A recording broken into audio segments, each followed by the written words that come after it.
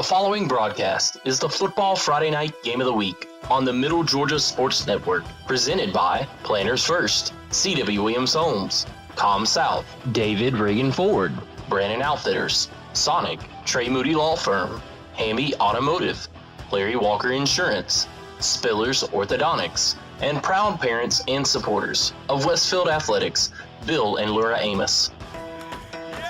Now it's time for the MidGASports.net pregame show, brought to you by Brandon Outfitters. Here are your hosts, Kenny Kofer and Brett Taylor.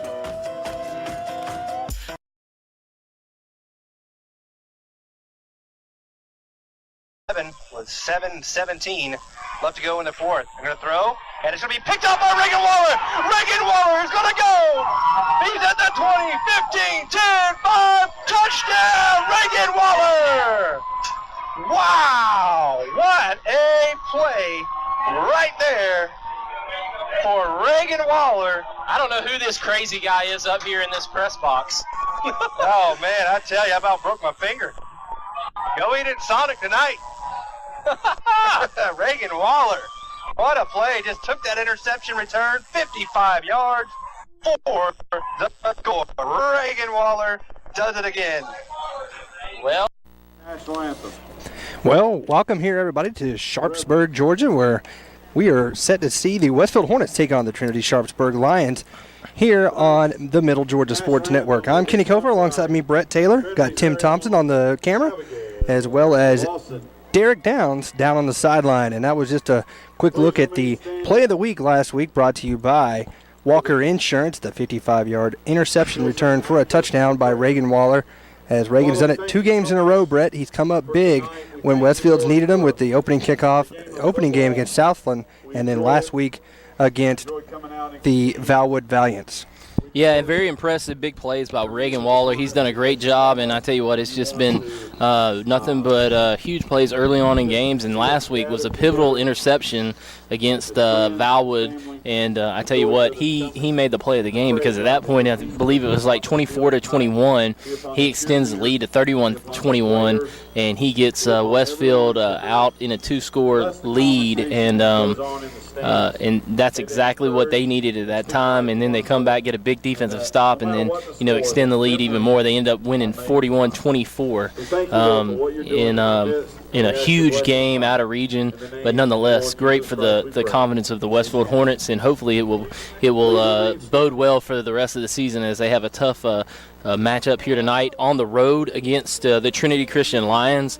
And this was the matchup of the first game of the playoffs last season, but it was in the Hornets' Nest down in Perry, and now it's up here in Sharpsburg. So you got to think that Trinity Christian on their home turf is going to come out and play pretty hard here tonight and try to get still a victory away from probably the best team in GISA at this point. Yeah, Westfield saw this Trinity team last year in the first round of the playoffs down at the Hornets' Nest, and they put a pretty good beating on them back there at home. And unfortunately for Trinity, this is a very inexperienced team, even more so than last year. So Westfield is going to be primed and ready to kind of score a lot of points here tonight. So be on the lookout for, the usual guys that we see, Josh Jenkins and, of course, Ryan Fitzpatrick last week, kind of showing a dimension of his game that we really are just kind of scratching the surface on, kind of seeing him run the ball. He ran for 100 yards last week. He was our player of the game, offensive player of the game, brought to you by Sonic Drive-In, and he has just been improving every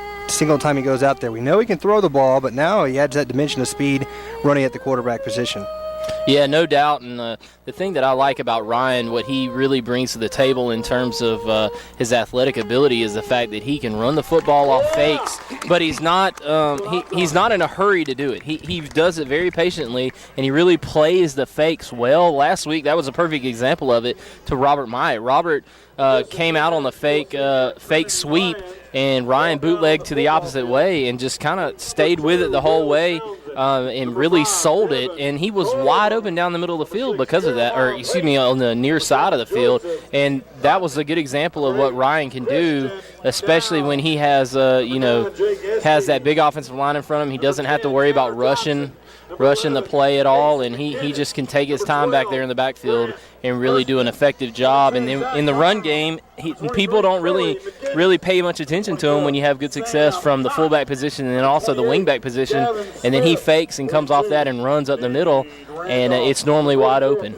Yeah, I'm interested to see, obviously as you mentioned the run game there, but I'm really interested to see the passing game here tonight. I think Ryan's like 11 of 21 for 200 yards or so on offense, but I'm ready to see him open it up here tonight. Giles Amos only has about 5 catches for around 60-something yards, so it'll be interesting to see if they start trying to get to big number 12 out there on the outside, as well as Cam Forrester. He's an offensive weapon that we haven't seen too much this year as well, who we saw a lot of last year. He's kind of Mr. Dependable. When you needed a big play, Cam was always there.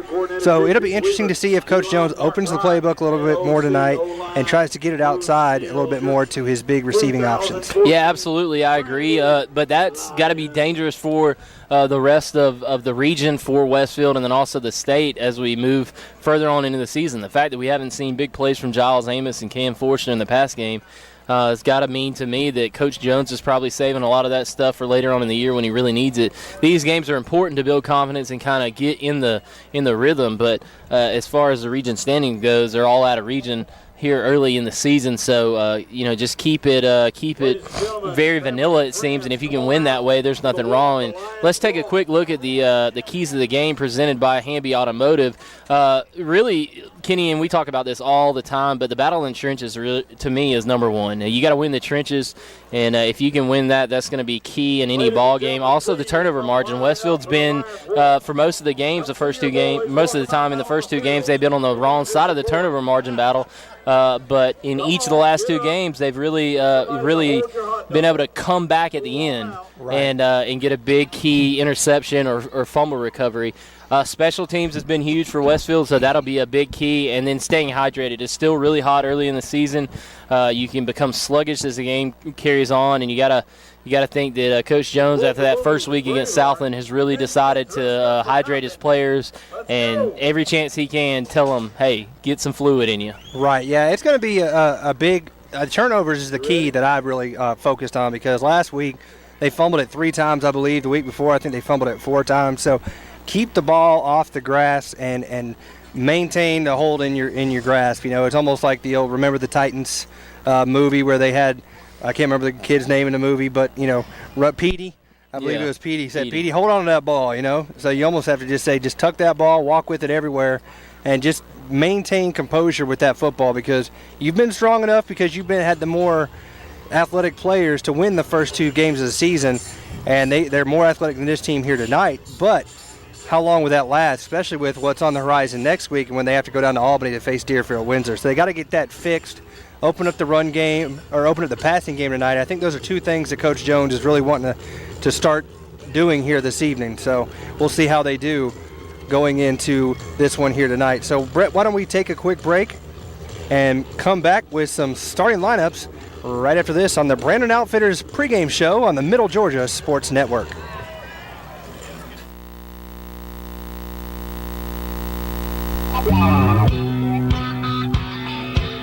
Well, the news is out. Brandon Outfitters has taken Central Georgia by storm as one of the Mid-State's premier outfitters. Located just off I-75 in Perry, Georgia, Brandon has all of the latest gear for any hunting season or just for a nice night out on the town. They still have all of your favorite brands such as Southern Tide, Mountain Khakis, Southern Marsh, Patagonia, Costa, Orvis, and as always, a huge selection of firearms. Brandon also now features new brands such as Sims, Ray-Ban, Kavu, Chaco, Yeti, and much more. Come check them out at 106 Fairview Drive in Perry. They're sure to make your visit one to remember. Have you been injured and are in need of legal representation? If so, call Trey Moody. Trey is a graduate of the University of Texas and Mercer Law School and has been practicing in the Middle Georgia area for over 22 years. Trey has tried over 70 cases to jury verdict and has recovered over $5 million for his clients. Trey has established himself as one of Georgia's most prolific personal injury trial attorneys. He is also a certified and registered mediator with the State of Georgia Office of Dispute Resolution. So if you want a respected attorney who can actually try your case if needed, call Trey Moody at 478-988-3114 for a free consultation, or visit his office today at 921 Carroll Street in downtown Perry. Now, back to the Brandon Outfitters pregame show on the Middle Georgia Sports Network. And welcome back here to the Trinity Christian School here in Sharpsburg, Georgia. I'm Kenny Kofer. Alongside me, Brett Taylor. We also got Tim Thompson on the camera and Derek Downs down on the sideline. And Brett, we look at this team. We kind of talked about it. This Trinity team is kind of down in the marks right now. They're having a tough go of it. You know, they made the playoffs last year and played pretty well. Got to the first round, and Westfield was able to knock them out. But this year, they're a very young team, and you know, you look at this roster, and the first thing that stood out to me was just how small the roster was. There's only 27 kids on this roster, and then you got a lot of freshmen. I see 8 freshmen on this varsity football team, and that is a lot, and one of them is starting, and that is Buck Beaudry. So you got a freshman guy lining up on offense at the offensive line position, and that's going to be tough against a very tough Westfield defense and a championship team in the Hornets. Yeah, absolutely. And let's go ahead and run down the starting lineups for both the Trinity offense and the Westfield defense. For Trinity, at left tackle, number 10, Tanner Johnson. Left guard, number 74, Buck Beaudry. At center, number 50, Evan Morrison. At right guard, number 66, Tyler Hood. At right tackle, number 44, Preston McDuffie. At tight end, number 2, Will Townsend. At wide receiver, number 8, Christian Downs. At running back, number 5, Devin Colburn. At fullback, number 46, Diego Henriquez. And at quarterback, number 12, Grant Hurston. And these starting lineups are being brought to you by Spillers Orthodontics, where great smiles begin. On defense, Westfield will defend the Lions like this. At defensive end, number 34, Corey Holliday. At defensive tackle, number 74, John Walker Moore. At defensive tackle, number 76, Walker Davison. At defensive end, number 43, Matthew Moore. Gavin Edmondson will be playing outside linebacker. He's number 8. Number 24, World War 24, Wade Walker at inside linebacker. The other inside linebacker, number 44, he's been a big contributor to this Westfield defense. That's Ben Murphy. Connor Cawthon, number 51, and plays the other outside linebacker. He's a consistent player. And Reagan Waller and Tucker Moody at cornerbacks, number 3 and number 13, respectively. So those are your starters for the Trinity offense and the Westfield defense. And we'll go and give you the captains for both teams. As Trinity's out here already lined up at midfield. Westfield's yet to make their move to the center line, but the captains for the homestanding Trinity Christian Lions is number 50, a junior, Evan Morrison. Number 48, I believe, or 46, can't quite make that number. It's kind of around the corner there, but I believe that's Diego Henriquez, a senior fullback. And then number 7, and that is Joseph Cotton, also a junior. And Westfield will come to the line, and it appears that they will have Deal Amrit, Jacob Payne, as well as number 55, and I believe that's Ben Campbell. So that is the Westfield captains. There's another one. And yeah, there's another one in the front. I think that might be Tucker Moody. It looks like, yeah. So we'll go ahead and give you the other starters here. We'll give you the offense for Westfield versus the defense for the Trinity Lions. At left tackle, captain, number 77, Deal Amrit. Left guard, number 34, Corey Holliday. At center, number 78, Cameron Washington, and he's a good one. At right guard, number 51, Connor Cawthon. At right tackle, number 17, Austin Doyle. At tight end, number 40, Cam Forrester. At running back, number 10, Robert Myatt. At the other running back, number 1, Tanner Westbrook at fullback. Number 21, Josh Jenkins. And at quarterback, number 15, Ryan Fitzpatrick. And at wide receiver, looks like he's got cut off there on the screen. I apologize for that, Giles. But Giles Amos, number 12 at wide receiver. And for Trinity Christian, they will come out like this on defense. Number 7, defensive end, Joseph Cotton. At defensive tackle, number 74, Buck Beaudry. At nose guard, number 2, Will Townsend. At defensive tackle, number 50, Evan Morrison. At defensive end, number 66, Tyler Hood. At linebacker, number 44, Preston McGinnis. At linebacker, number 10, Tanner Johnson. At strong safety, number 5, Devin Colburn. At cornerback, number 8, Christian Downs. Casey McGinnis, number 11, will play the other cornerback. And at safety, Diego Hernandez, number 46. As you can see there for the Trinity Christian Lions, you got a lot of guys playing both ways. So, like I said, hydration is going to be key in this game, Kenny. No doubt, both teams. I mean, it's the first game in the month of September, but, the weather definitely doesn't make it feel that way. It's still very, very, very warm out here, and, you know, ourselves included. We're going to make sure we pound plenty of Powerade and whatnot out here. But we're looking forward to this one. It should be a great game as Westfield 2-0 take on the Trinity Christian Lions at 0-2 as Westfield plays their early season non-region schedule, as they will head next week to Deerfield, Windsor, and then close out the non-region portion of their schedule back at home against the Bullock Academy Gators at the Hornets Nest before starting up on their new region play in 3 weeks. So the two teams are heading now to midfield for the coin toss. And before they do that, why don't we go ahead and take a quick break? And you've been listening to the Brandon Outfitters pregame show here on the Middle Georgia Sports Network.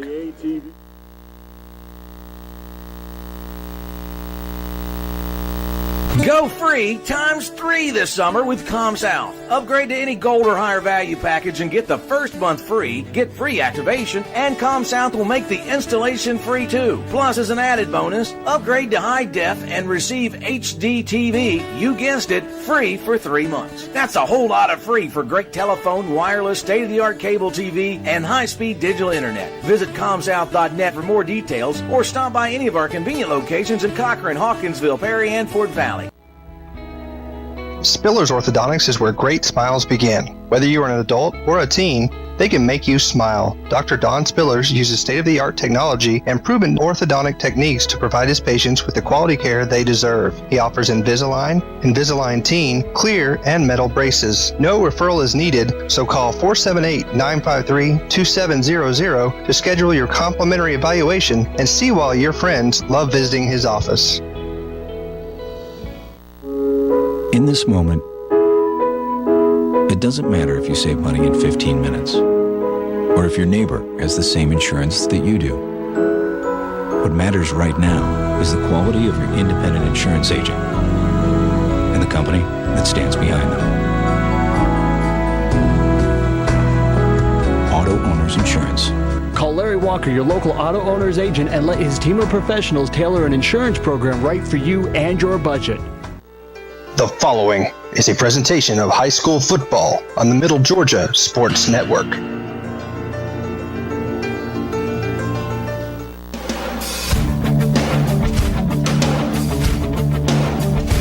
With a big win last week over Valwood, Westfield is riding high as they head on the road for the first time this season. Will the Trinity Christian Lions be able to stop the Hornets' 14-game win streak, or will they become number 15? It's Westfield versus Trinity Christian, coming up next.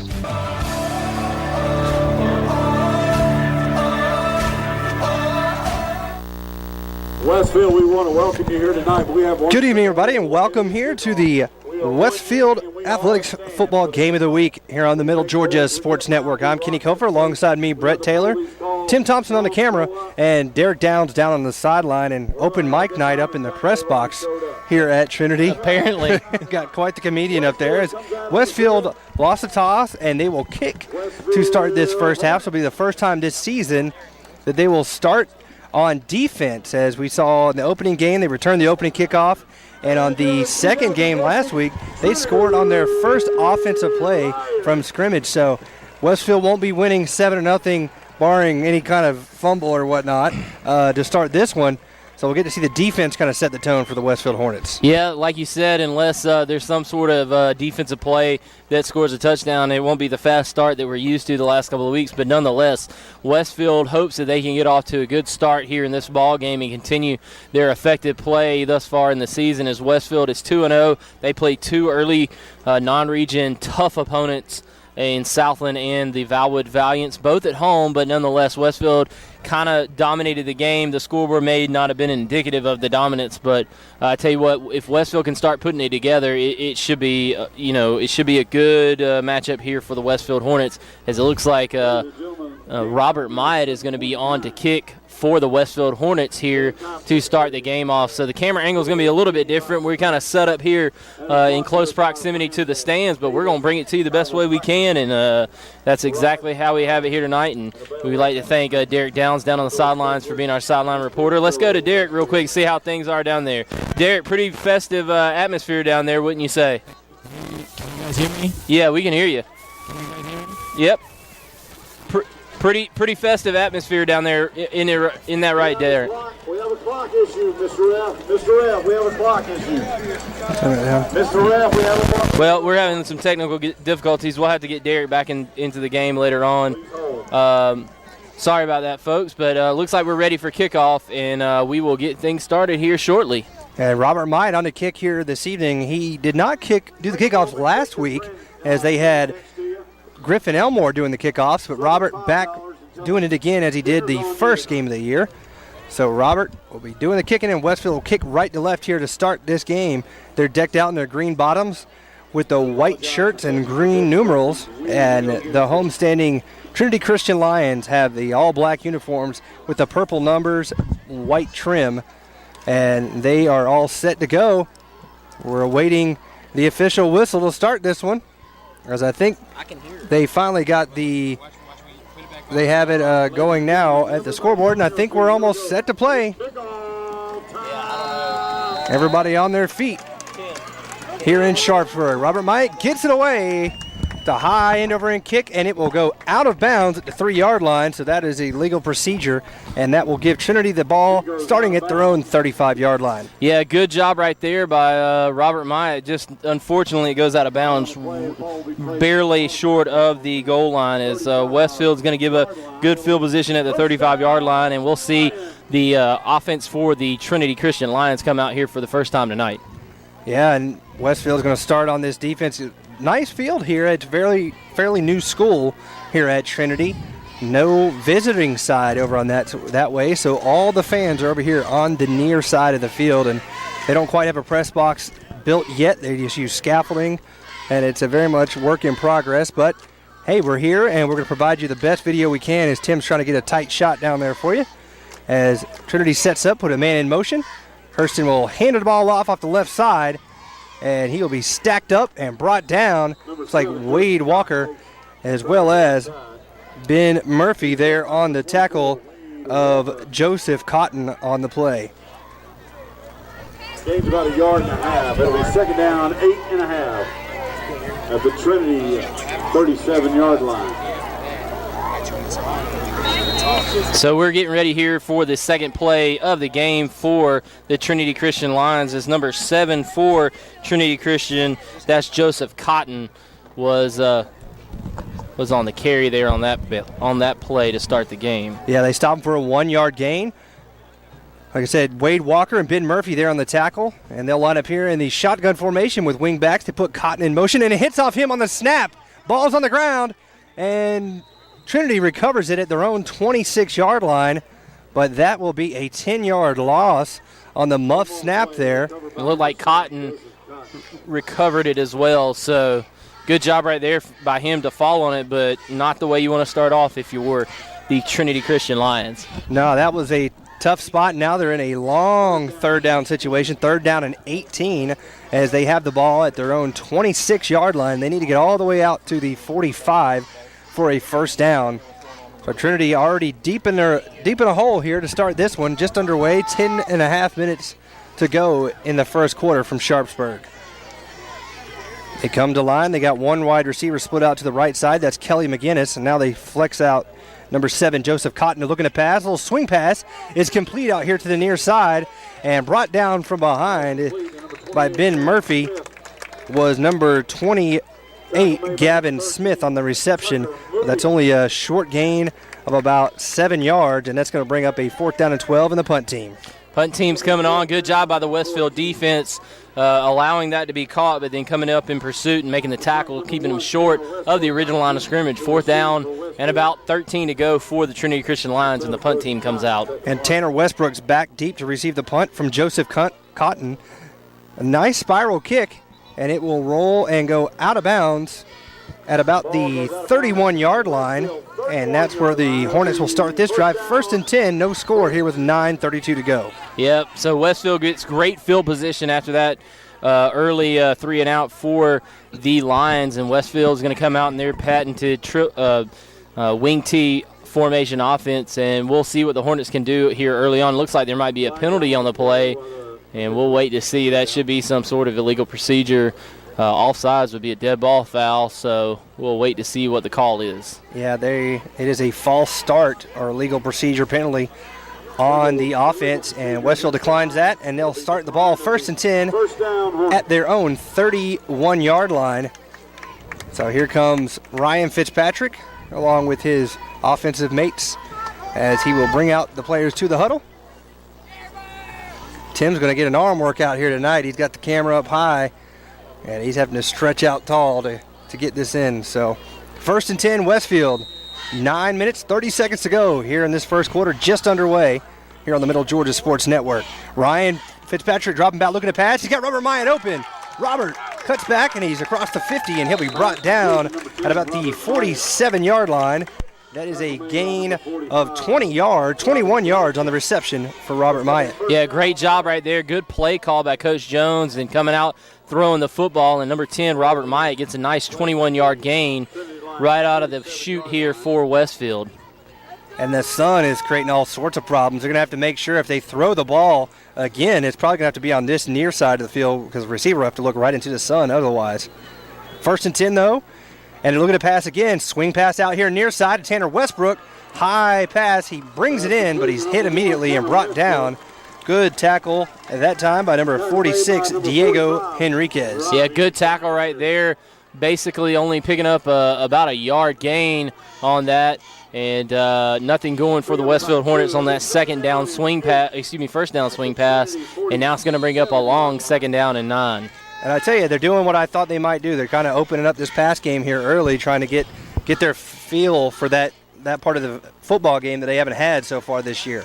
Absolutely. So wing T, they put Robert Myatt in motion. They give it inside now to Tanner Westbrook. Tanner cuts back over the middle, and there goes Tanner. He's at the 25, 20, 15, 10, 5, touchdown, Hornets. That'd be a nice 46-yard touchdown run by Tanner Westbrook to start things off here in the scoring part of the game for the Westfield Hornets. And Westfield, it might not have been as quick as it was the last couple of weeks, but it didn't take them long in their first possession. Only 8:27 left to go here in the first quarter, and it's already 6-0. And good patience by Tanner there. It looked like he could have taken it out to the far side earlier, but he kind of let a block set up in front of him, cut back to the middle, and was able to take it in for the score, 46 yards. Westfield leads 6-0 as Griffin Elmore is on for the extra point. Tanner Westbrook the hold. The snap, the hold, the kick. It's good. So with 8:27 to go here in the first quarter, your score is the Westfield Hornets 7 and the Trinity Christian Lions nothing. We'll go ahead and take a quick break and be right back with you. You're listening to Westfield Football on the Middle Georgia Sports Network.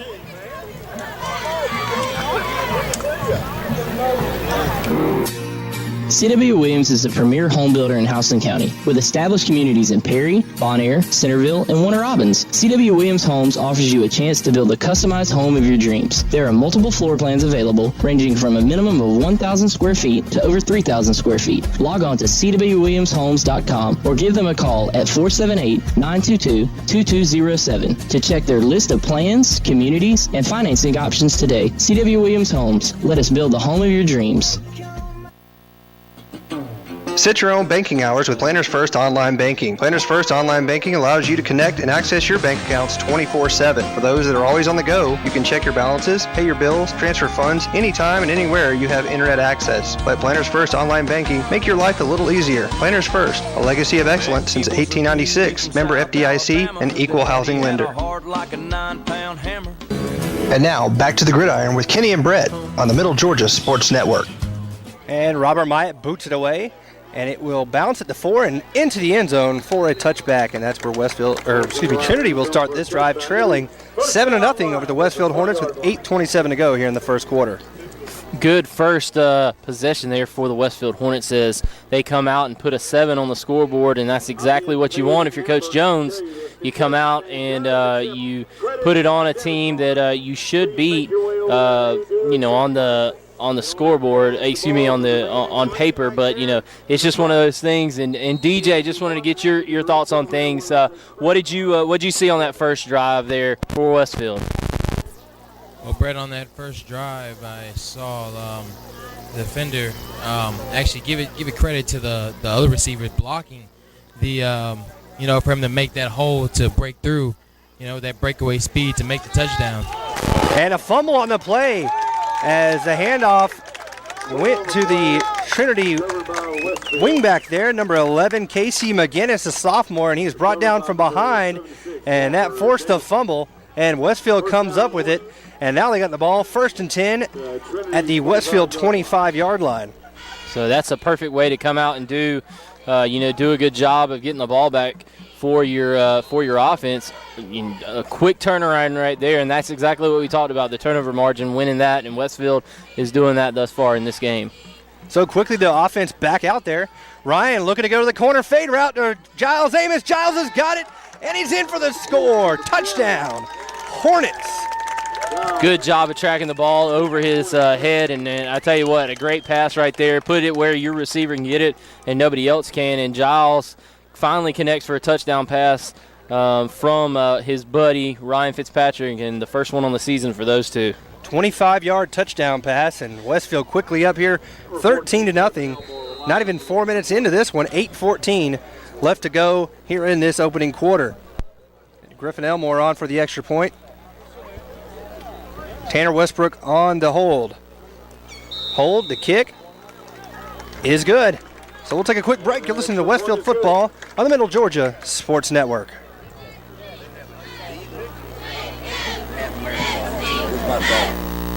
Go free ×3 this summer with ComSouth. Upgrade to any gold or higher value package and get the first month free, get free activation, and ComSouth will make the installation free too. Plus, as an added bonus, upgrade to high def and receive HD TV, you guessed it, free for 3 months. That's a whole lot of free for great telephone, wireless, state-of-the-art cable TV, and high-speed digital internet. Visit ComSouth.net for more details or stop by any of our convenient locations in Cochran, Hawkinsville, Perry, and Fort Valley. Well, the news is out. Brandon Outfitters has taken Central Georgia by storm as one of the Mid-State's premier outfitters. Located just off I-75 in Perry, Georgia, Brandon has all of the latest gear for any hunting season or just for a nice night out on the town. They still have all of your favorite brands such as Southern Tide, Mountain Khakis, Southern Marsh, Patagonia, Costa, Orvis, and as always, a huge selection of firearms. Brandon also now features new brands such as Sims, Ray-Ban, Kavu, Chaco, Yeti, and much more. Come check them out at 106 Fairview Drive in Perry. They're sure to make your visit one to remember. Welcome back into the Hornets' Nest to the Football Friday Night Game of the Week on the Middle Georgia Sports Network.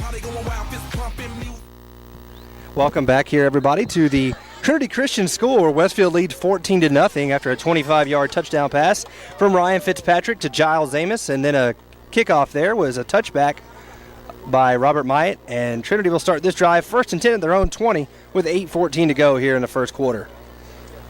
Still trying to get confirmation on who forced the fumble and who recovered it, but that set up the drive there, that one-play drive for Westfield earlier. Taking the handoff and looking to throw is Hurston. Hurston going deep down the middle of the field and overthrows his intended target, and that was number 23, Corey McGinnis. Yeah, good arm right there by Grant Hurston, but it just didn't find the mark, and Giles Amos was back there on the coverage. Westfield has done a good job on the defensive side of the football here early in the game, and they're up 14-0 with 8:08 left to go here in the first. And Westfield's really doing everything right, and Trinity Christian can't find the rhythm here on offense. Yeah, they've had 2 fumbles. One of them was a turnover. They snapped it into their motion receiver on their first drive of the game that caused them to be set up in a long 3rd down and 18 situation. And then earlier on the last play, it was a fumble by Casey McGinnis that set up that drive. So tough go so far for the home team, but guys in green from Perry are doing just fine here so far. Shotgun formation. They're going to run the quarterback right up the middle. He's hit and brought down quickly after maybe a 2-yard gain. There, Ben Murphy on the tackle. Yeah, good job right there by the Westfield Hornets. The hole was open, and then they closed it very quickly. Only a 2-yard gain. It's going to bring up a long 3rd down and 8 for the Trinity Christian Lions. And Westfield, again, doing a good job on defense, filling those gaps up front on the defensive line. And, those linebackers are doing a good job of closing the gaps. And I tell you what, Westfield looks very dominant thus far in this game. Yeah, and I'll tell you, it's been a pleasant surprise, I'm sure, for Coach Jones, is the play of Ben Murphy and Matthew Moore stepping into the linebacker positions. They've done really good work here in this early part of the season. as the two guys kind of jumping in and filling in for Bert Hiley from last year. And then, of course, you got Connor Cawthon over on the far side. But good job so far by these young guys. So that's going to be a 5-yard penalty. I don't think that Trinity was set before the they called a timeout. They actually got the timeout. So quick timeout there. And we're going to stay here as Westfield, as I said, leads 14-0, 7:15 to go here in this first quarter. And it's sun's starting to go down here, and it's starting to feel pretty nice. Yeah, it's getting a little bit better as we get further into September. Hopefully those cool temperatures will funnel into the mid-state, as I guess we can still consider ourselves in the mid-state here in Sharpsburg. Not too much further above around Griffin, and kind of halfway between Peachtree City and Sonoya, if you're familiar with that area. So a very nice campus here. They're just kind of building things here, as it's a pretty young school, and the stadium on this sidelines is pretty nice. Nice concrete bleachers, and they got a little makeshift press box going thus far. But I'm sure they're going to get things going as Westfield is getting set here to go back on defense here for the third down play. Yeah, Westfield will have Trinity in a 3rd down and 8 situation as Trinity will have the ball here on their own 23-yard line. They need to get out to the 30-yard line for a first down, so 3rd and a little bit shorter than 8, as they'll line up here in the shotgun formation, and 2 wide receivers spread out here to the near side. Takes a snap, looking to pass. He's got pressure. Steps up in the pocket, and he's going to be sacked from behind by Connor Cawthon and Jacob Payne in there as well. So Westfield gets the sack, and they'll force another Trinity punt. -7 on that sack right there. Westfield doing a great job on that defensive line and getting pressure. It looked like he was trying to set up a little bit of a screen possibly on that play and just had nothing going, as maybe the receiver got held up a little bit in the maul up there on the front of the line, and then the defensive line does a good job of closing in on the quarterback. So on the punt is Joseph Cotton. Back deep is Tanner Westbrook. Punt is a line drive angled kick here to the near side, but it takes a Trinity bounce and bounces back towards the middle of the field. It will be touchdown at the 49-yard line, and that is where Westfield will start this drive, just on the other side of the midfield stripe on their own side. So they have 51 yards in front of them for another touchdown. Yep, 14-0 here with 6:23 left to go. First quarter, Westfield on top. The Hornets, the number 1 team here in the AAA ranks of GISA. They're going to come out here for their 3rd offensive possession, and they're trying to make it 3 for 3 here early in this game, Kenny. And Westfield is looking very strong and very much worthy of that number 1 ranking here tonight so far, as they'll line up in the wing T formation. They have Giles Amos spread out to the far side, and they hand the ball off to Josh Jenkins, and there goes Jenkins. He's at the 15, 10, 5, touchdown, Hornets. That's going to be a 52-yard touchdown run, 51-yard touchdown run, and what a great job right there. Good play design, and Josh Jenkins shows the speed and finishes the touchdown run, and Westfield, I can't tell you what, they can probably just kind of pick out what they're going to do here tonight. The playbook is wide open, it seems. Yeah, it's tough sledding right now for Trinity, folks. Westfield, I believe, has run 5 plays, and they've scored 3 touchdowns. 4 plays. 5 plays. You're right. So Griffin Elmore on for the extra point. Tanner Westbrook on the hold. Good snap, good hold. The kick is high and good. So with 6:15 to go here in the first quarter, your score, Westfield 21, Trinity nothing. You're listening to Westfield Football on the Middle Georgia Sports Network.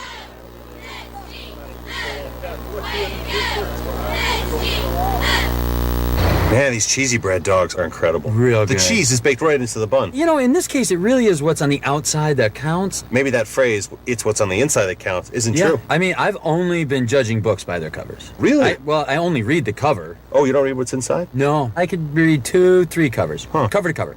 Cover and cover. Count on the cheesy goodness of the new Cheesy Bread Dogs. They're the perfect match for any of our 25 shakes. This is how you Sonic.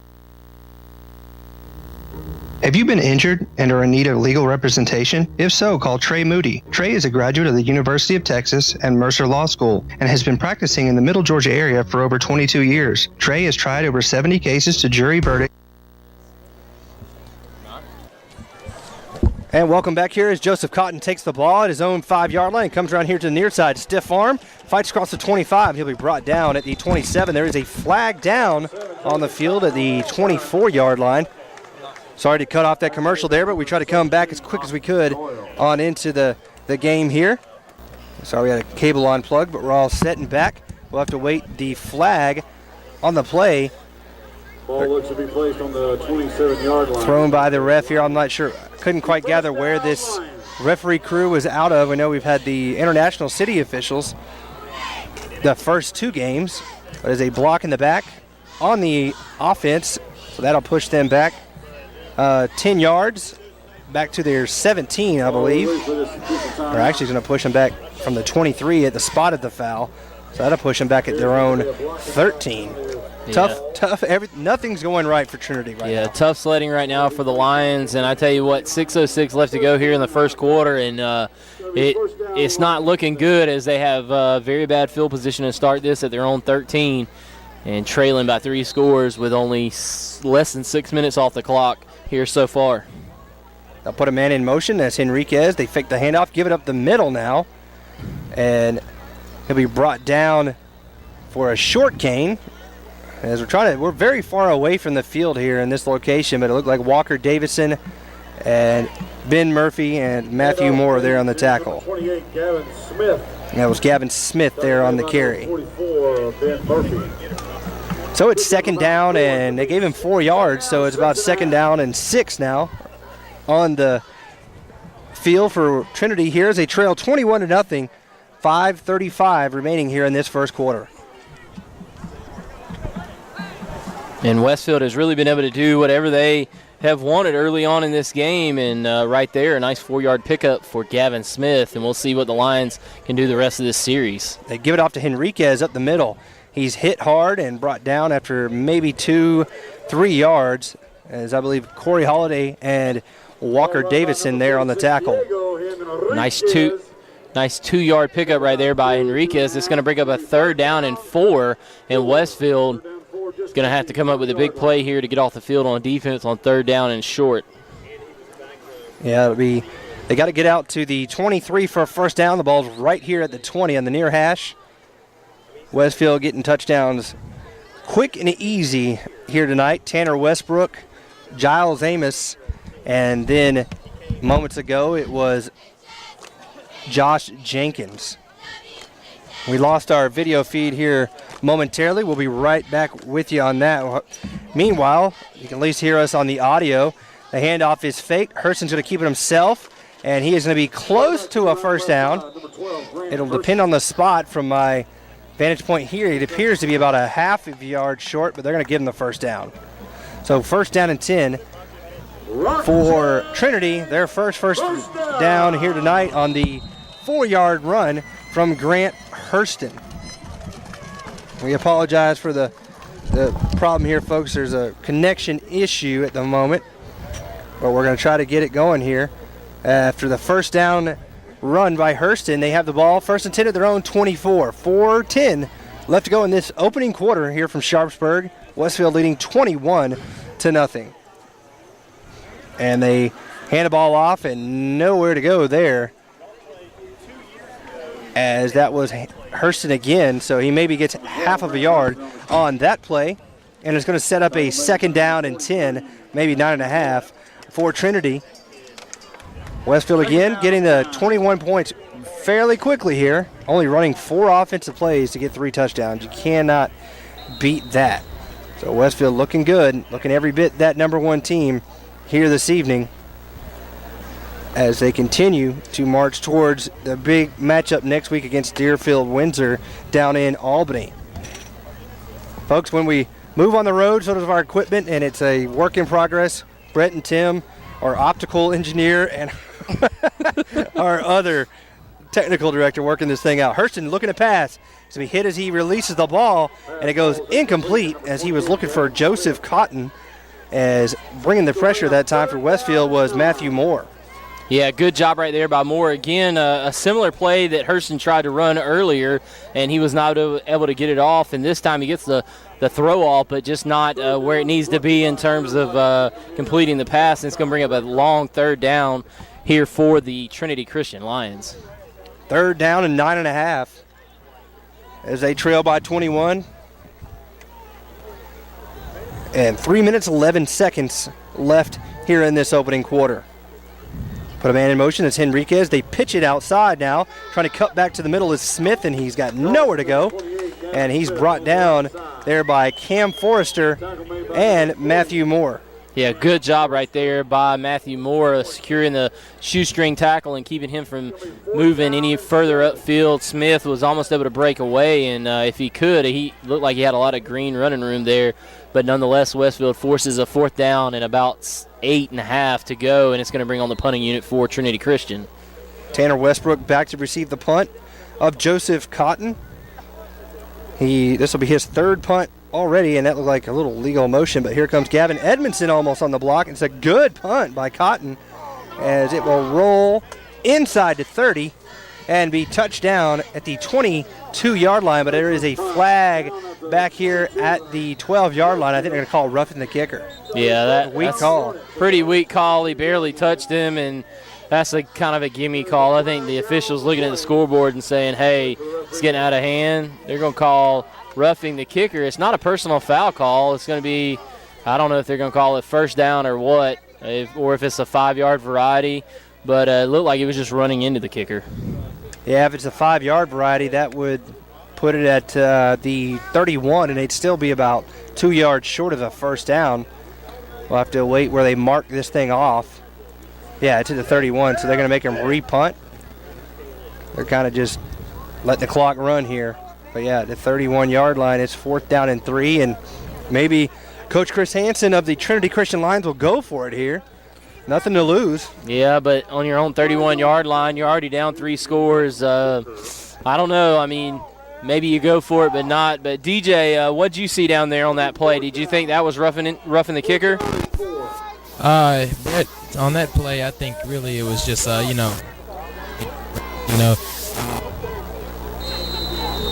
trailing by 3 touchdowns, but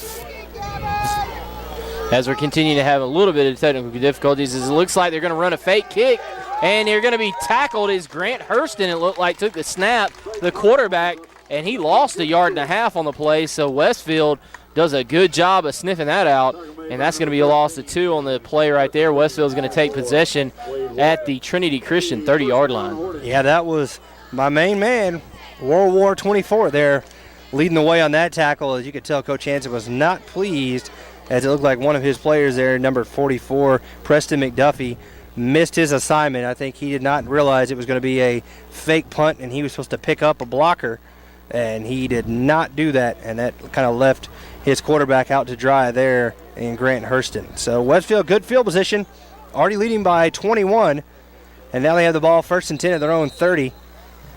As Ryan Fitzpatrick will line up in shotgun. Tanner Westbrook to his left. He rides the read option, keeps it himself. He'll go right up the middle across the 20, still on his feet, spins, still on his feet, needs a block, and he's going to score. Touchdown, Ryan Fitzpatrick from 30 yards out, and Westfield now leads 28-0 with 2:03 to go here in the first quarter. Yeah, great job by Ryan. He's going to break arm tackles all day long, and I tell you what, that was a great run by Ryan as he spun off 2 tackles and went 30 yards for the touchdown. A good job right there by the Hornets offense. 1 play, 1 touchdown, and that's exactly what you want. That's some efficiency right there. 2:03 left to go here, first quarter. Westfield on top, 27-0, awaiting the PAT attempt. Griffin Elmore on for the extra point. Tanner Westbrook on the hold, and the kick is up and good. So with 2:03 left to go here in this first quarter, your score, Westfield 28 and Trinity Christian 0. We're going to go ahead and stay here as it's 2 minutes, 3 seconds to go here before half, and all I got to say to Westfield is 4 touchdowns on 6 plays. Is that right? Yep. Jeez, they couldn't score on the other 2? Hey. I mean, come on. Just kidding. Westfield looking very strong here tonight, and we're probably looking towards a running clock here in the second half. Yeah, just to give you an update on the stats, Westfield has 2 rushes for 97 yards, 2 touchdowns, 48.5 yards per carry average, 3 of 3 passing for 47 yards and a touchdown, 100% completion percentage, and 1 penalty for 5 yards, 144 total yards, and Westfield on top, 28-0. And those stats updates are brought to you by Com South. Com South, the cable leader in Perry, Georgia, as well as other places. Kathleen, even Warner Robins there. My cable company as well, and can't complain. They hooked it. They got a great package going right now, the kudzu package. You get the hopper and the whole 9. It's a great deal. Can't beat it. Go to Com South. Thanks to Rob Brooks and his team. So Robert Myatt fires one away. It's taken by Cotton at his own 4-yard line. Comes across the 20. Big hole right at the middle. Across the 35-40. He's got one man to beat. He beats him. Can he go? He's being trailed by Austin Doyle, and Robert Myatt finally brings him down at the 23-yard line. So Preston Cotton with a good return there, and now they set up Trinity with great field position at the Westfield 23-yard line. And that's what Trinity needed to try to get some momentum in this game. They're trailing 28-0. Westfield's had 3 rushing touchdowns, and it's been nothing but Hornets all night long. And right there, Cotton gets a big kickoff return for the Lions, and the Lions set up at the 30-yard line, going in on the Westfield Hornets 30-yard line. So we'll see if they can get some points here as they trail right now 28-0 to the Westfield Hornets. Spread out to the far side of the field is number 23, Corey McGinnis. They'll fake the handoff, looking to pass, being trailed from behind. He's going to be sacked from behind by Matthew Moore. Matthew with the sack. It's his 4th tackle of the game, and Westfield's 2nd sack, and Matthew comes up a little gimpy there. Hopefully he's okay. Holding his right leg. He's going to check out here as it looks like Austin Doyle will come in to replace him. But Matthew Moore continues his great play here on this young season. Gets the sack, and that is a loss of only 2 yards.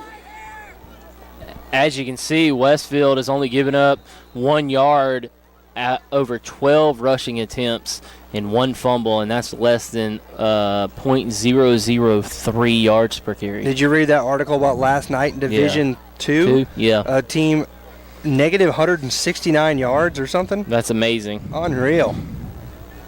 Could be on their way here. Put a man in motion, and they'll fake the handoff, and it was false start. I don't know why they waited so long. They had 2 guys in motion at the same time, and that will most likely cause a 5-yard penalty. It was illegal procedure on Trinity, and that will push them back even farther. So it's 2nd down and 17 as the ball now out to the 30-yard line.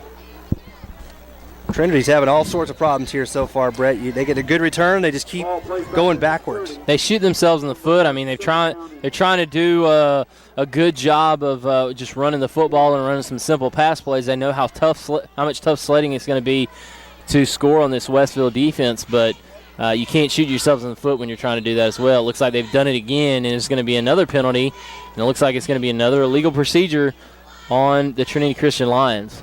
Yeah, the far side line Maybe judge, illegal motion. Well, he signaled offsides, and then he pointed towards the offense. Yeah, probably what happened there is the tackle was probably lined up in the neutral zone, so that is an offsides. Okay. It's kind of a weird call, but if you're lined up in the neutral zone, you're not. It's not an illegal formation, but what it is basically an offsides. Yeah. So they get pushed back even farther. As now they're at the 35-yard line. They need to get to the 13, so 2nd down and 22. They put a man in motion. They fake the handoff, looking to pass. It's Hurston. He's got all sorts of pressure, and down he goes. Austin Doyle with the sack all the way back at the 46-yard line. That's another loss of 11 yards on the sack by Austin Doyle, 3rd of the night for the Westfield Hornets. And Westfield just doing everything right on defense right now. There's really nobody there to block up front for the Trinity Christian Lions, and it looks like that's going to be the last play of the 3rd quarter. So Westfield is on top 28-0 at the end of the 1st quarter. We're going to take a quick break, and we'll be back with the start of the 2nd quarter. You're listening to the Westfield Game of the Week here on the Middle Georgia Sports Network.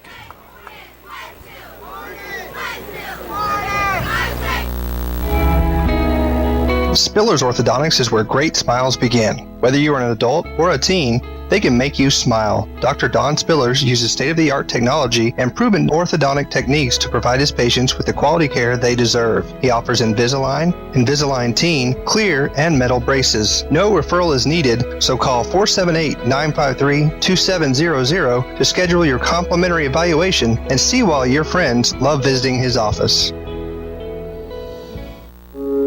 In this moment, it doesn't matter if you save money in 15 minutes or if your neighbor has the same insurance that you do. What matters right now is the quality of your independent insurance agent and the company that stands behind them. Auto Owners Insurance. Call Larry Walker, your local auto owner's agent, and let his team of professionals tailor an insurance program right for you and your budget.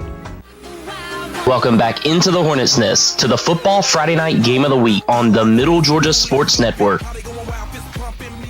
Welcome back here to the Trinity Christian School here on the Middle Georgia Sports Network. I'm Kenny Kofer. Alongside me, Brett Taylor, Tim Thompson on the camera. And behind us here, working the sidelines and back and forth up the hill is Derek Downs. Westfield leads here 28-0 after one quarter of play. And Coach Hansen and his Trinity Christian Lions, he's down there trying to give them a speech here, kind of firing the guys up, say, come on now. I mean, we're a little bit better than this. I know Westfield's number one, but 28-0. Westfield only ran, 6 plays there in the first quarter, and they scored 4 touchdowns. So it's tough go right now for these Trinity Christian Lions, and I don't know what they can do. They had a good return to start this drive all the way down to the Westfield 23, and now they have the ball on third down back at their own 44. I mean, I don't know what to say other than Westfield's playing very good defense up front, and the Trinity Christian Lions are kind of self-destructing. They've had 4 penalties in the game, I believe, 3 penalties for 15 yards, and they keep shooting themselves in the foot. Like you said, they got in good position here on this drive, and they've really shot themselves in the foot and haven't been able to move the ball any, and it's just going to be tough sledding if they can't run the football here tonight. As just an update on the stats brought to you by ComSouth, Westfield again has 3 rushes for 127 yards, 3 touchdowns, 42.3 yards per carry average, 3 of 3 passing for Ryan Fitzpatrick for 47 yards and a touchdown, and 1 penalty for 5 yards for Westfield. 174 yards total for the Hornets. Trinity Christian has 13 rushes for negative 10 yards. That's a negative .76 yards per carry average. One completion out of 3, 7 yards on the pass, and 33% completion percentage. 3 penalties for 15 yards, negative 3 total yards for Trinity. Yeah, it's tough for these guys, and hopefully they can, get some positivity out of this. As Coach Hansen's got his work cut out for him. Coach Hansen, the former NFL punter with the Jacksonville Jaguars as well as the New England Patriots, has come here, and I think he's in his 3rd or 4th season here at Trinity, and did a good job, turned them around, got them moving in the right direction, but the youth has kind of killed this team so far this year. Yeah, and that's tough, especially as good as they were last year. They really threatened Westfield last season. If they could have caught some key passes, it might have been a little bit closer ball game in the first round of the playoffs, but this season's just, as you can see, an apparent rebuilding season for the Trinity Christian Lions. Hurston looking to pass. He's being trailed by Cam Forrester. Cam's going to miss a sack there, and he jumps out again, and he throws it almost right into the chest that time of Ben Murphy. It falls incomplete, so almost had a sack and then almost interception, but it's going to force a 4th down and 22 yards to go. Yes, Westfield comes out. They give up the big return, and they have pushed the ball, it looks like almost 20 yards back to the 45, our own 45-yard line. Yeah, it's 4th down and 31. I'm sorry. I mean, it's way back there. So 21 yards they've lost on this drive. So on the punt is Cotton. Line drive, end-over-end kick, taken by Tanner Westbrook at his own 9-yard line. Tanner comes right up the middle, and he'll dance around, still on his feet, breaking some tackles, still on his feet, still driving, but he'll be brought down finally at the 28-yard line. That's where Westfield will start this drive, 1st and 10, leading 28-0, as there's been no time run off the clock. You send us the time where we started. And it looks like they're having some technical difficulties as well. It's still early on in the season for everybody, so hey, you gotta stick with them here a little bit. Yeah, don't try to bring anybody down, but Trinity's got a lot of issues, not only on the field, but just with the game day operations. They had to get volunteers for chain gang, get a volunteer for run the scoreboard, and I got glasses on. I still we got the commentator up there having open mic night, as we mentioned, but First down, Hornets. they got the clock fixed, I think, and it's 11:25 left here in this second quarter. Westfield leading 28-0. Ryan Fitzpatrick under center. He puts Robert Myatt in motion, gives it to Robert across the far side. He tries to cut back now. He's got the first down as he'll be brought down about the 43-yard line or so, and that's a gain of about 14 yards for Robert Myatt. And Westfield didn't score a touchdown. I know, that's surprising, and now they have 4 rushes, only 3 touchdowns, but tell you what, a good pickup right there by Robert, and Robert's a little faster than I thought he was. I'll be completely honest, and I always saw Robert as being kind of a bruiser since he's such a big lifter in the weight room and whatnot, but he showed some speed on that play right there, getting around the end and getting upfield for 14 yards. Westfield's offensive line doing an excellent job blocking up front, and hopefully that'll continue here tonight. They fake the handoff, and now Ryan's throwing wide open to Cam Forrester. Cam on the move, stiff arms at the 20, 15, 10. One man to beat, breaks the tackle, and he scores the touchdown. That is a 57-yard touchdown pass from Ryan Fitzpatrick to Cam Forrester, and Westfield now leads 34-0 with 10:39 to go here in the first half. Yeah, great play right there. And I tell you what, Kenny, we talked about it in the pregame, how we hadn't seen much from the passing game out of Ryan Fitzpatrick and his 2 top receivers, Giles Amos and Cam Forrester. And, hey, come out here tonight, touchdown by both players. Yeah, and Cam was huffing and puffing, doing all he could to get down that field. He was just praying the end zone was getting closer and closer, but he did a good job there outrunning that last defender and using the stiff arm. So on for the extra point will be Griffin Elmore. And on for the hold will be Tanner Westbrook. The kick is up and just inside the left upright. It's good. So with 10:39 to go, it is Westfield 35 and Trinity nothing. We'll take a quick break. You're listening to the Westfield Football on the Middle Georgia Sports Network. Hi, Middle Georgia. My name is Roger, and I'm the general manager here at David Reagan Ford in Perry, Georgia. If you ever considered buying yourself a new or pre-owned vehicle, you owe it to yourself and your family to stop by David Reagan Ford, where I promise you a great car buying experience. Saving you money. Now that's another winner from David Reagan Ford. For information, go to davidreaganford.com or stop by David Reagan Ford just off I-75 at exit 136 in Perry. Best cars, best trucks, best buying experience here at David Reagan Ford in Perry. On the athletic field and in the classroom, students at the Westfield School are preparing to meet the challenging demands of the 21st century. Our dedicated faculty teaches and inspires students from pre-K to 12th grade to think critically and learn globally, preparing our students for college in a Christian environment that has been the Westfield mission for more than 44 years. And our students excel from football to chorus, art to tennis, and basketball to debate. Westfield students aspire to be champions. It's the Westfield experience. To learn more about the Westfield School, visit our website, westfieldschool.org, or call our admissions office at 987-0547. The Westfield School, ready for college, ready for life. And now, back to the gridiron with Kenny and Brett on the Middle Georgia Sports Network. And Robert Myatt hits a wedge shot there that stops on the 5-yard line, picking it up and returning it out to about the 20 is Trinity, and that's where they'll start this drive, trailing 35-0 with 10:25 to go here in the second quarter, and it appears as if the running clock has begun. Yeah, not a surprise. I mean, the thing is, you're down 35-0 in the second quarter, and there's really not a whole lot you can do. You don't want to embarrass anybody, and that's not Coach Jones's way, and so you got to expect that he is going to try to get some youngsters in here soon. Yeah, we'll probably get to see a couple. As looking out there, I see Jacob Payne as well as I believe that is John Allen Snowgrove or Zach Johnson there at the defensive end position. They throw a screen pass out to the far side, and over there to make the tackle was Austin Doyle for Westfield, along with number 4, Landon Easom. So getting some young guys there, or just some new guys in there, I should say, on defense for Westfield. Yeah, nice little play design right there by Coach Hansen as he is able to get that play into Hurston, and Hurston is able to throw the nice little screen pass to the wide receiver on the outside on the far sideline, and does a good job fighting up field and getting the yardage, and the youngsters funneling in for Westfield, and let's see if they can do a good job here with 9:08 left to go here in the second quarter. So it's 2nd down and 5. They put a man in motion here to the near side. That is Cotton. They'll throw another screen pass out here, and it is complete and brought down after he looks like he's got enough for the first, or right there at the sticks. Well, Reagan Waller over there on the tackle. The completion went to number 23 that time, and that is Corey McGinnis. First tackle on the night for Reagan Waller. So first down, Trinity. First down. That's only their second first down of the evening.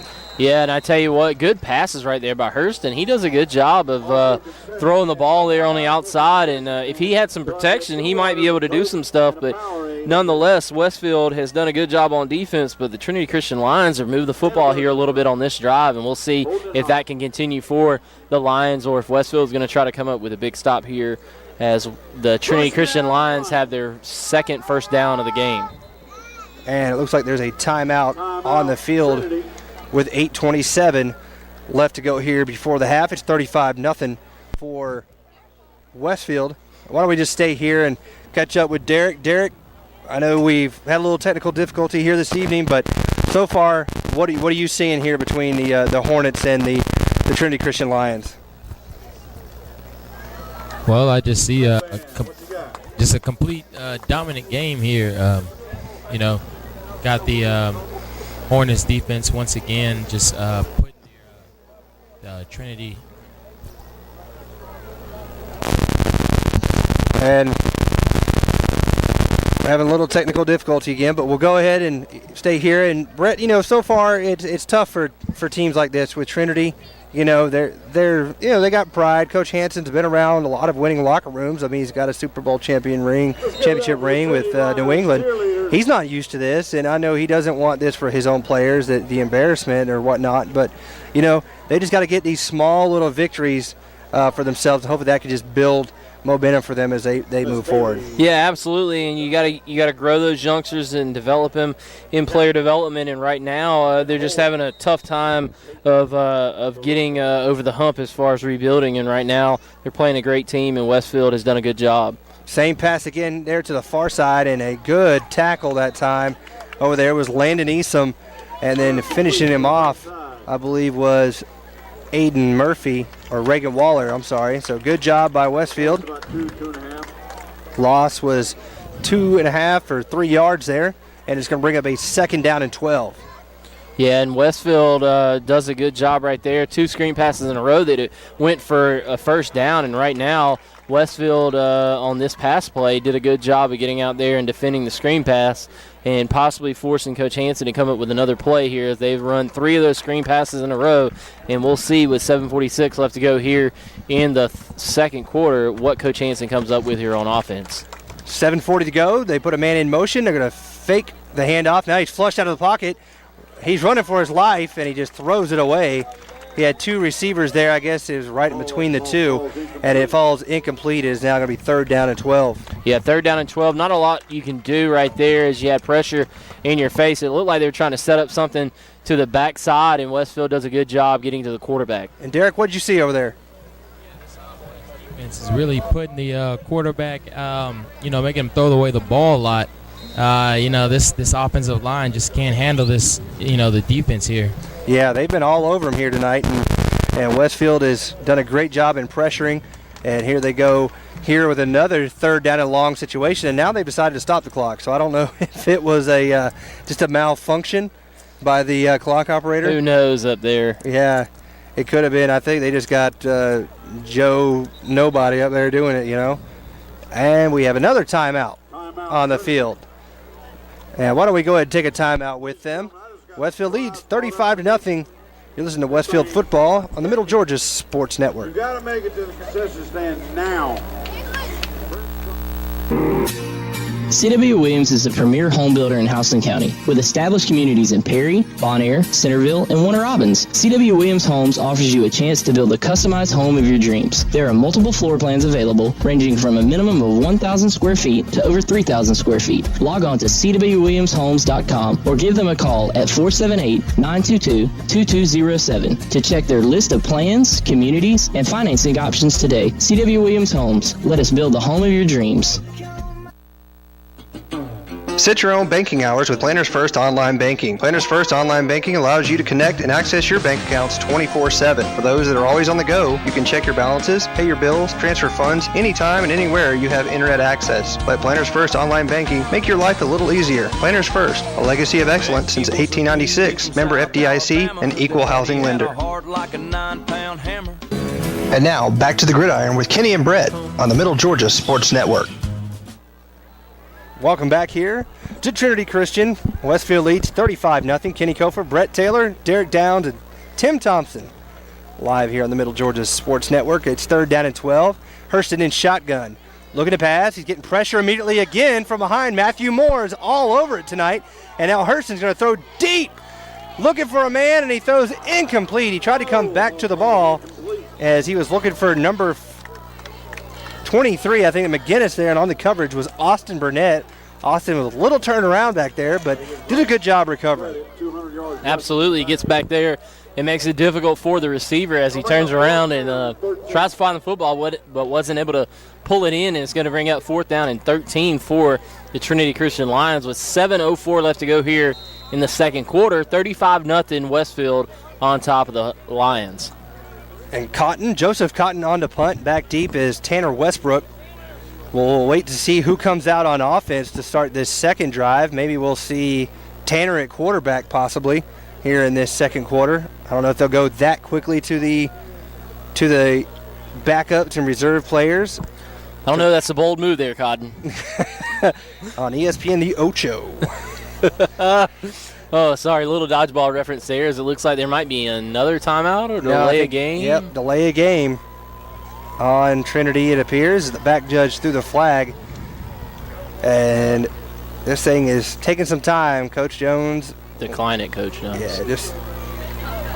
he's probably just wanting the clock to run just as much as everybody here. But I think there's some other games going up around the area. If I'm not mistaken, I think Warner Robins is at home tonight. They lost last week 19-0 to Peach County, who I think has rebounded here in 2014. Quite nicely, I might add. Yeah, they were able to defeat Northside in a scrimmage, and we know how strong Northside is. So Cotton gets it away. High spiral. Good kick. Fair catch called for by Tanner Westbrook at his own 32-yard line. Good sportsmanship there from the Hornets. And Brett's got some game stats. No, not yet. Not yet. I jumped the gun. It's too quick. Too quick, Brett. Westfield will start this drive. Let's see. Looks like you got some new guys going in on the offensive line, and I see Josh Jenkins will remain in. Giles Amos is back out there.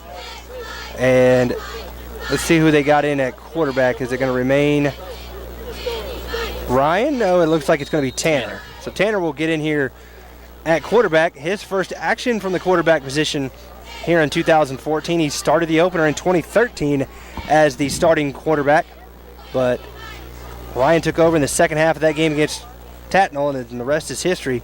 Nothing taken away from Tanner. He's also been very successful on the field here at defense, special teams, and receiver. And a handoff goes to Josh Jenkins up the middle. Jenkins bursts ahead, gets out to the 39. That's a gain of 8 yards on the first down carry.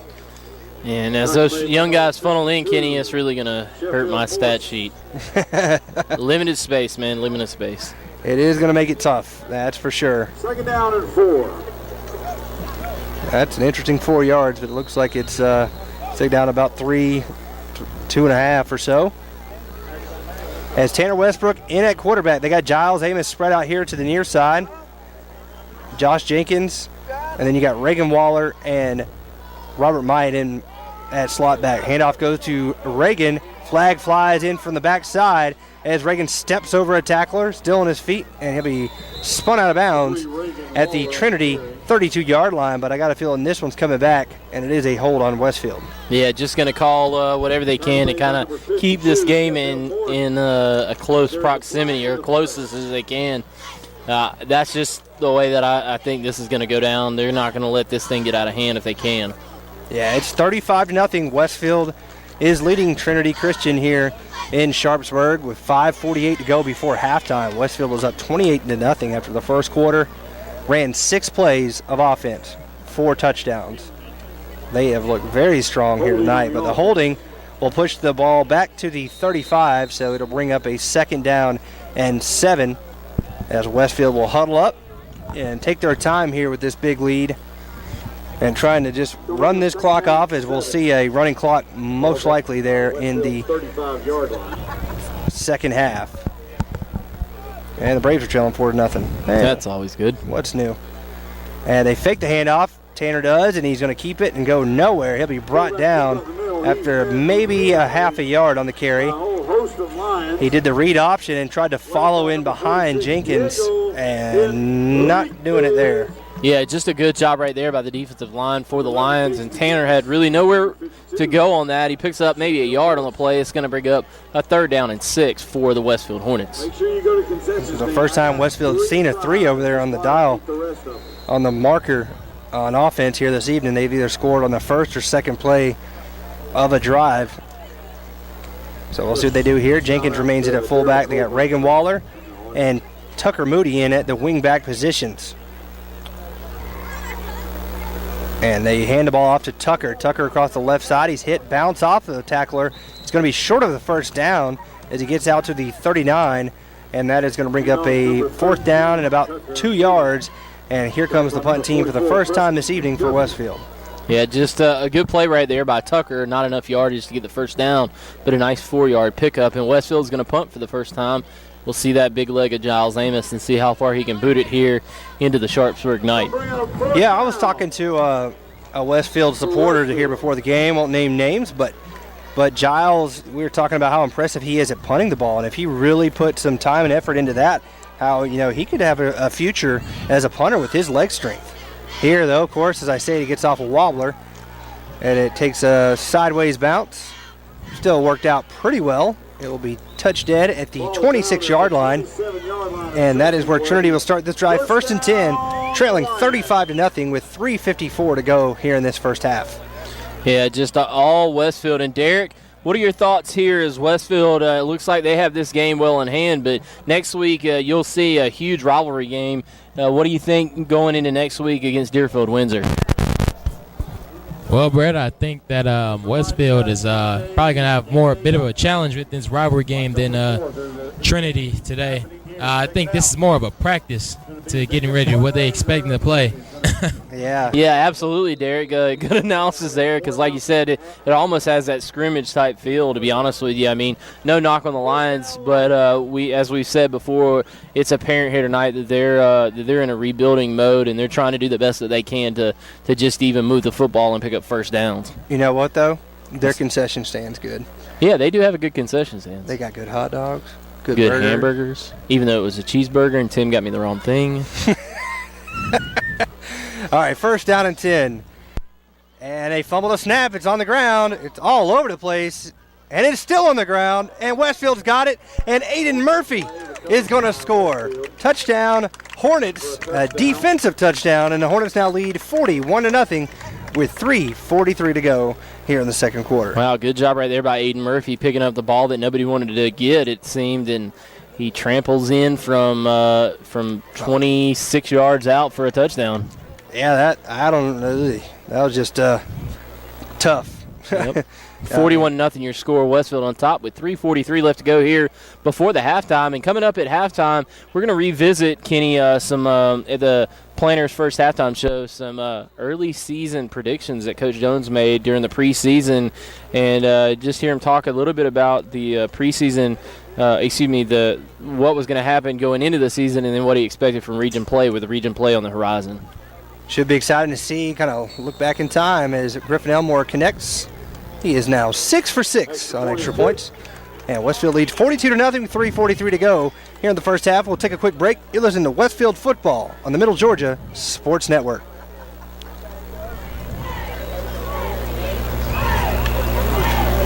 Go free ×3 this summer with ComSouth. Upgrade to any gold or higher value package and get the first month free, get free activation, and ComSouth will make the installation free too. Plus, as an added bonus, upgrade to high def and receive HD TV, you guessed it, free for 3 months. That's a whole lot of free for great telephone, wireless, state-of-the-art cable TV, and high-speed digital internet. Visit ComSouth.net for more details or stop by any of our convenient locations in Cochran, Hawkinsville, Perry, and Fort Valley. Well, the news is out. Brandon Outfitters has taken Central Georgia by storm as one of the Mid-State's premier outfitters. Located just off I-75 in Perry, Georgia, Brandon has all of the latest gear for any hunting season or just for a nice night out on the town. They still have all of your favorite brands such as Southern Tide, Mountain Khakis, Southern Marsh, Patagonia, Costa, Orvis, and as always, a huge selection of firearms. Brandon also now features new brands such as Sims, Ray-Ban, Kavu, Chaco, Yeti, and much more. Come check them out at 106 Fairview Drive in Perry. They're sure to make your visit one to remember. Welcome back into the Hornets' Nest to the Football Friday Night Game of the Week on the Middle Georgia Sports Network.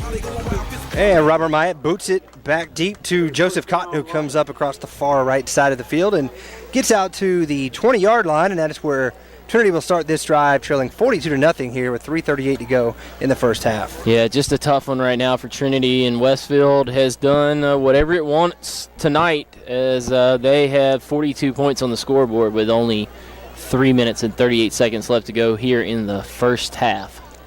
It was almost hot potato the last time they had it there on that last offensive series. They fumbled a snap, and then it just got kicked all around, and finally Aiden Murphy picked it up and scored the touchdown. That's Westfield's first defensive touchdown of the season. They've now scored on offense, defense, and special teams 3 games in. That's always a bright spot. Coach Jones has got to be very pleased with that, as Westfield with the big lead here by 42 only in the second quarter.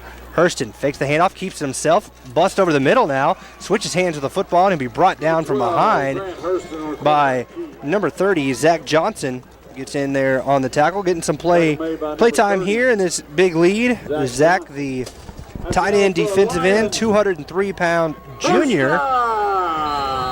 The first play there, though, is an 11-yard gain and a first down for the Trinity Christian Lions. Yeah, good job right there by Grant Hurston as he gets upfield and makes some big yardage happen. A first down right there, 10 yards on the play, and Westfield gives up, I believe, their third first down on defense of the night. And right now, Trinity Christian trying to get something going here as they have 14 yards in the game. So first down and 10, a whistle is blown, and it looks like it's going to be a delay of game again, this time on the offense. So every time they move forward just a little bit, they go right back in the hole. Yeah, it's tough to get things going if after a big play you come out and have a penalty right after that puts you back. It's just kind of a loss of momentum and a loss of excitement because you're just like, here we go again. Mm-hmm. So it's tough. So 5 yards pushes them back. Actually, I think they declined it. So it'll remain first down and 10. Hurston under center. Put a man in motion, and they handed the ball off. And over there to make the tackle is Josh Jenkins. Holy cow, what a hit there as he slung him down, and Josh, the wrestler, took number 1 that time. Cody Totten, the freshman, and just slung him to the ground.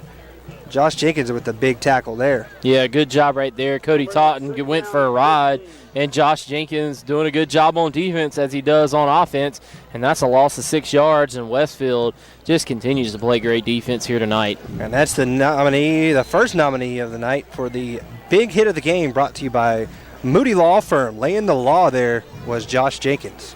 Yep, and in a quick stat update without getting posting on the screen, you'll see Westfield has 258 total yards to 8 total yards, and that's a ComSouth update. So it's second down and 16.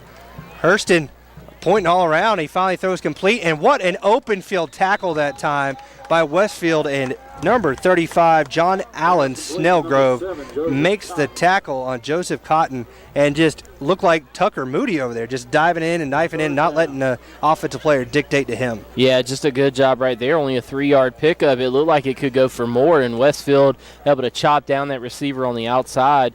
And Coach Hansen just having all kind of trouble finding some open room there on play designs for his Lions on offense.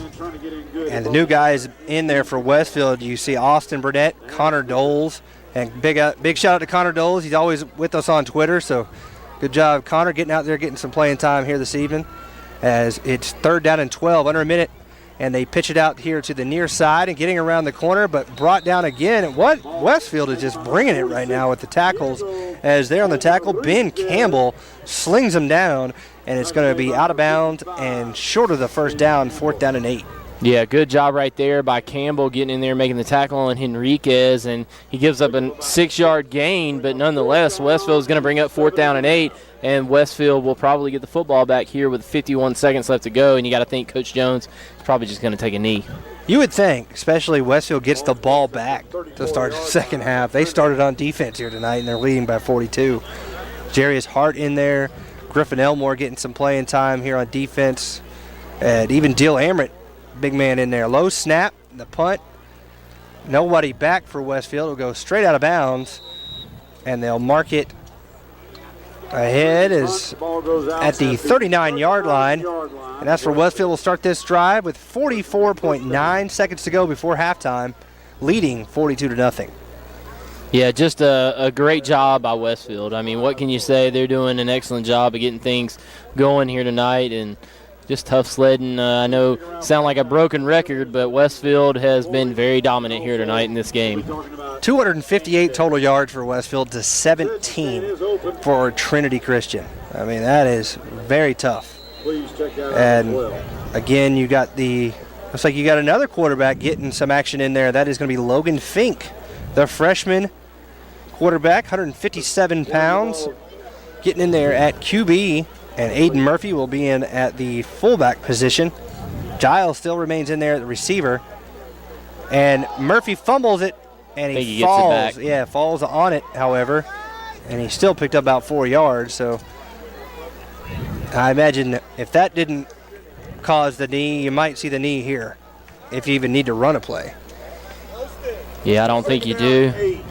It's probably going to be knee time or just let it run out. Let's see if Westfield gets one more play here. There's 15 seconds to go before the half. Westfield leading 42-0. And Fink under center. He'll take the snap, and he'll fumble again. It's on the ground, and they turn it over. Back to Trinity. There's a handoff exchange between Aiden Murphy and Logan Fink. Recovered by Trinity. Forces the first turnover by Westfield, and Trinity has the ball 1st and 10 with 2 seconds to go. And you'll see a Hail Mary. Tim was trying to signal to me, but you'll see probably a Hail Mary. We saw Hurston's got the arm, so watch for. Absolutely. We'll see if they put maybe Giles or somebody tall back in the back. Just to knock it down. You know what Tom Jackson and all those guys say all the time? Knock it down. Knock it down. I know they're just going to take a knee. They're just ready to go in. So that will do it on the first half of play here tonight. It is 42-0 Westfield over the Trinity Christian Lions.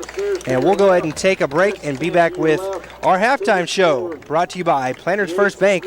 Right after this, when we catch up with Coach Jones from early in the preseason special. You're listening to Westfield Football on the Middle Georgia Sports Network. September 19th. Cheerleaders will be taking. Go free ×3 this summer with ComSouth. Upgrade to any gold or higher value package and get the first month free, get free activation, and ComSouth will make the installation free too. Plus, as an added bonus, upgrade to high def and receive HD TV, you guessed it, free for 3 months. That's a whole lot of free for great telephone, wireless, state-of-the-art cable TV, and high-speed digital internet. Visit ComSouth.net for more details or stop by any of our convenient locations in Cochran, Hawkinsville, Perry, and Fort Valley. Have you been injured and are in need of legal representation? If so, call Trey Moody. Trey is a graduate of the University of Texas and Mercer Law School and has been practicing in the Middle Georgia area for over 22 years. Trey has tried over 70 cases to jury verdict and has recovered over $5 million for his clients. Trey has established himself as one of Georgia's most prolific personal injury trial attorneys. He is also a certified and registered mediator with the State of Georgia Office of Dispute Resolution. So if you want a respected attorney who can actually try your case if needed, call Trey Moody at 478-988-3114 for a free consultation or visit his office today at 921 Carroll Street in downtown Perry. In this moment, it doesn't matter if you save money in 15 minutes or if your neighbor has the same insurance that you do. What matters right now is the quality of your independent insurance agent and the company that stands behind them. Auto Owners Insurance. Call Larry Walker, your local auto owner's agent, and let his team of professionals tailor an insurance program right for you and your budget. Spillers Orthodontics is where great smiles begin. Whether you are an adult or a teen, they can make you smile. Dr. Don Spillers uses state-of-the-art technology and proven orthodontic techniques to provide his patients with the quality care they deserve. He offers Invisalign, Invisalign Teen, clear, and metal braces. No referral is needed, so call 478-953-2700 to schedule your complimentary evaluation and see why your friends love visiting his office. Now back to Kenny and Brett with the Middle Georgia Sports Network's halftime show, presented by Planners First.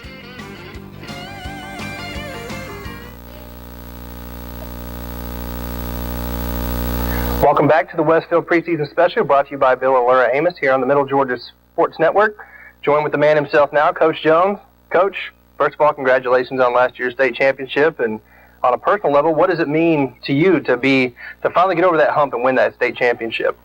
Well, I mean, it means a lot, but, you know, at the same time, it was, we've been there a lot of times, and been there since I've been here 4 times, to be exact, and, you know, it takes good players, and it takes good coaching, but the last thing it takes is a lot of luck, and the ball bounced our way a good bit last year, and it takes that, you know, on some of the other times when we didn't win it, the ball didn't bounce our way. And, right. But, you know, our kids worked hard, and I knew when it came close, when it was 24-7, I'll be honest with you, I didn't feel real good. And I'm saying, oh, here we go again. Right. But I knew if it got close, just because of the way things happened during the regular season, I knew if it got close, I felt like we were going to win, and that's true. Yeah, I mean, that last 2 minutes or so of that first half, we kind of touched on it earlier in the program. I mean, when you went from down, like you said, 24-7 to I think it was 24-20 or 24-17 going into the half, that really kind of seemed like it stoked your guys up and really got them going and ready to go. So, but how do you feel now as being the hunted instead of the hunter this year? Feel any pressure? Well, I mean, I'm not any pressure. I mean, I don't feel any different than we've ever felt at the first of the year, to be honest with you. And but I am telling the kids, you know, we're faced with a little bit different story of we've always competed with the Macon schools. And right. We don't have the Macon schools on our schedule because of where we are, and for at least the 20 years that I've been here, you know, that has been our rivalry. So but what our kids, and we're telling them, is that, you know, some of these teams that are on our schedule that, I mean, our kids know that Southland's good, and they right. know that Deerfield's good, but what they don't know yet, and they'll find out, is how good John Millage and Valwood and some of these people are, and there's more. So we'll probably develop some new rivals, but right. those, you know, our kids will find out quick how good some of these teams that are on our schedule is. You know, in some ways, I think our schedule may be tougher than it was last year. I agree. Absolutely, Coach, and we talked about that with some of the guys, just about hitting on right out of the gate. You've got Southland and then Valwood, and Valwood made it to the AA state championships last year, and I know you got it at home, but what a tough way to start the season. It is, and, you know, but I felt like playing that tough schedule early last year helped us. And, absolutely. And if you can survive, that, you know, that's the biggest thing that people don't throw in the formula we were real lucky last year with injuries, and we didn't have anything real serious and didn't really lose any starters. That's where we got to be lucky, and we hope we are. And some years you are, and some years you're not. And got to get through that first part of the schedule is going to be tough. How do you keep your guys hungry? Obviously, the guys coming back have that state championship ring on their finger. How do you keep them from not, living in the past and concentrating on the game at hand? One of the things we talk about, and something that's on our back of our shirt is press on, and we got to forget about what's happened in the past, and I'm sure that will take care of itself when you get back on that field. And we don't have some of those seniors out there with us that we had last year, which were some good players, and I just think that'll come. I think our kids will put that behind them, and certainly as coaches, we're going to keep reminding them that last year doesn't have a thing to do with this year. That's true. Some people that we're counting on to step up are some of those people that we lost, and we're trying right now to. Last year, one of the things that helped us is in that last ball game and throughout the year, we started 19 players. Well, in the past here at Westfield, it's always been around the 14 or 15. Right. And a lot of people going both ways. So that's, we're still early in practice, and we're hunting those people that'll step up where we don't have to play a lot of people both ways. And we hope that happens, but sometimes it don't. Okay. Yeah, well, you spoke about it, the injury bug, and keeping folks healthy, and we know that Giles was coming off a big injury that he had during basketball season, but everybody seems like they're pretty healthy going into the season, and I guess not having too many people going both ways. We've heard that maybe Tucker, I always get Tucker and Tanner mixed up, but Tanner's probably going to be solidly on defense, but on offense. What do you think about some of the youngsters that you got? Anybody that's going to be coming up to fill some of those roles that you just mentioned that you might have to lean on? Well, I need to mention something about you just said, and we've only been going a week now. Mm-hmm. I am taking some of my seniors, like a Tanner, like a Robert Myatt, and they may be up there first right now when we go in, but we don't have any.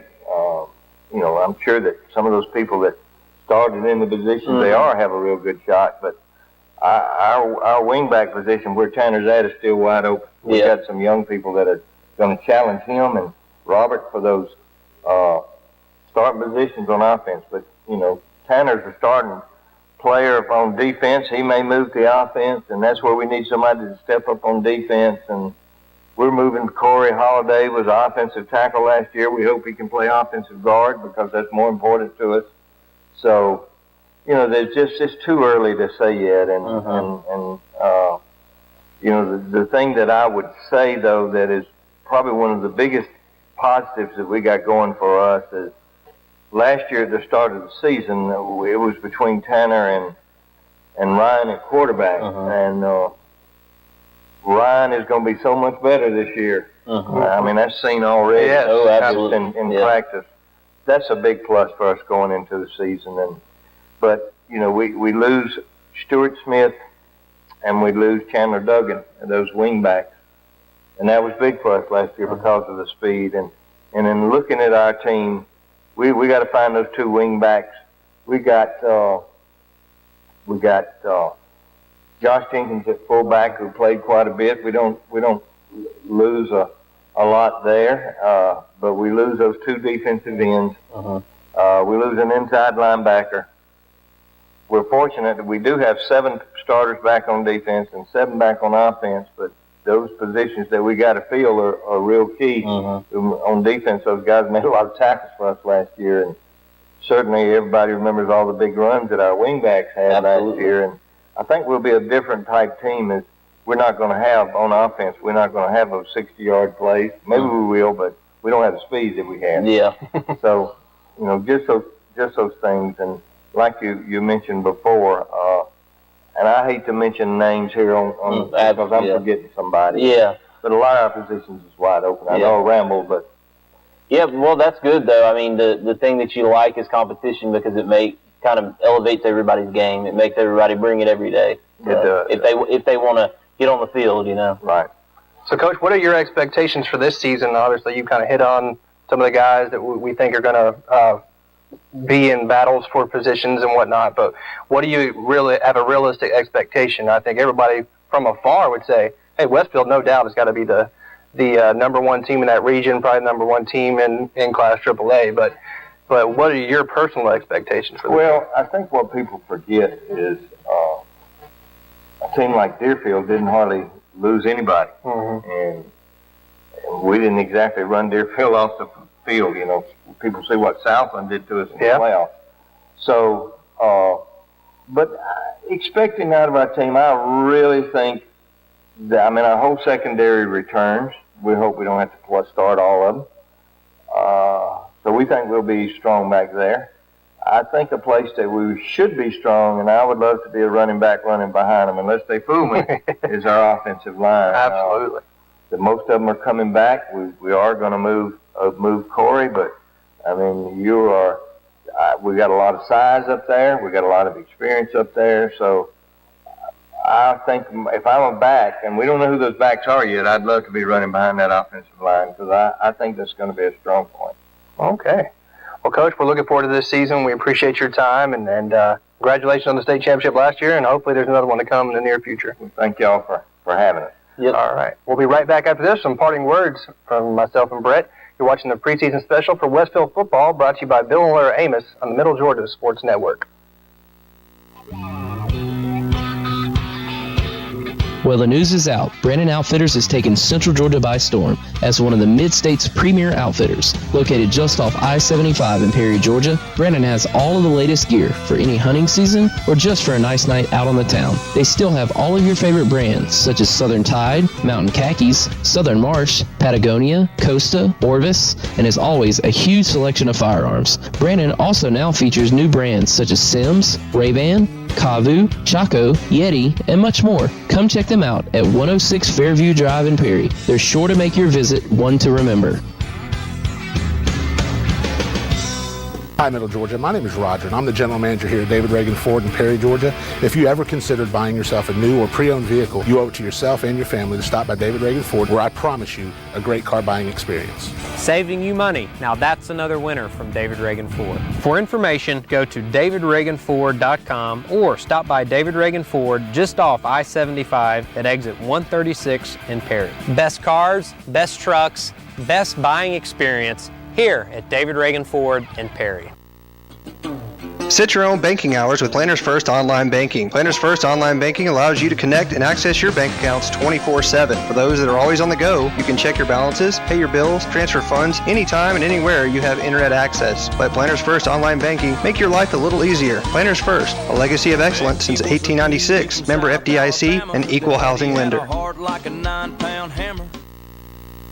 Man, these cheesy bread dogs are incredible. Real The good. cheese is baked right into the bun. You know, in this case, it really is what's on the outside that counts. Maybe that phrase, it's what's on the inside that counts, isn't true. I mean, I've only been judging books by their covers. Really? I only read the cover. Oh, you don't read what's inside? No, I could read 2-3 covers. Cover to cover. Cover and cover. Count on the cheesy goodness of the new cheesy bread dogs. They're the perfect match for any of our 25 shakes. This is how you Sonic.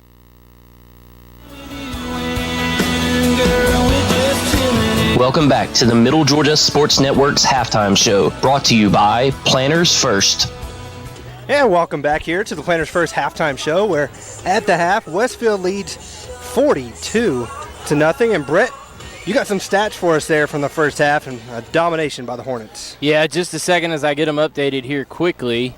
Sorry, man. Put them on the screen for you. It looks like Westfield has rushed the ball 8 times for 158 yards.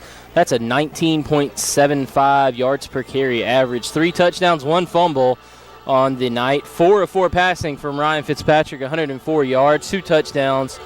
And that's 100% completion percentage. You can't do any better than that. 2 penalties for 9 yards, 262 total yards at the half, and 42 points later. Westfield on top in a big way here tonight. 1 defensive touchdown to speak of, as Aiden Murphy was able to pick it up and go for about 26 yards, for the touchdown. Trinity Christian, on the other hand, has rushed the ball 16 times for 0 yards, 2 fumbles, and they've completed 5 of 10 passes for 17 yards, no touchdowns, no interceptions, 3 penalties for 15 yards, 17 total yards. So 262 to 17.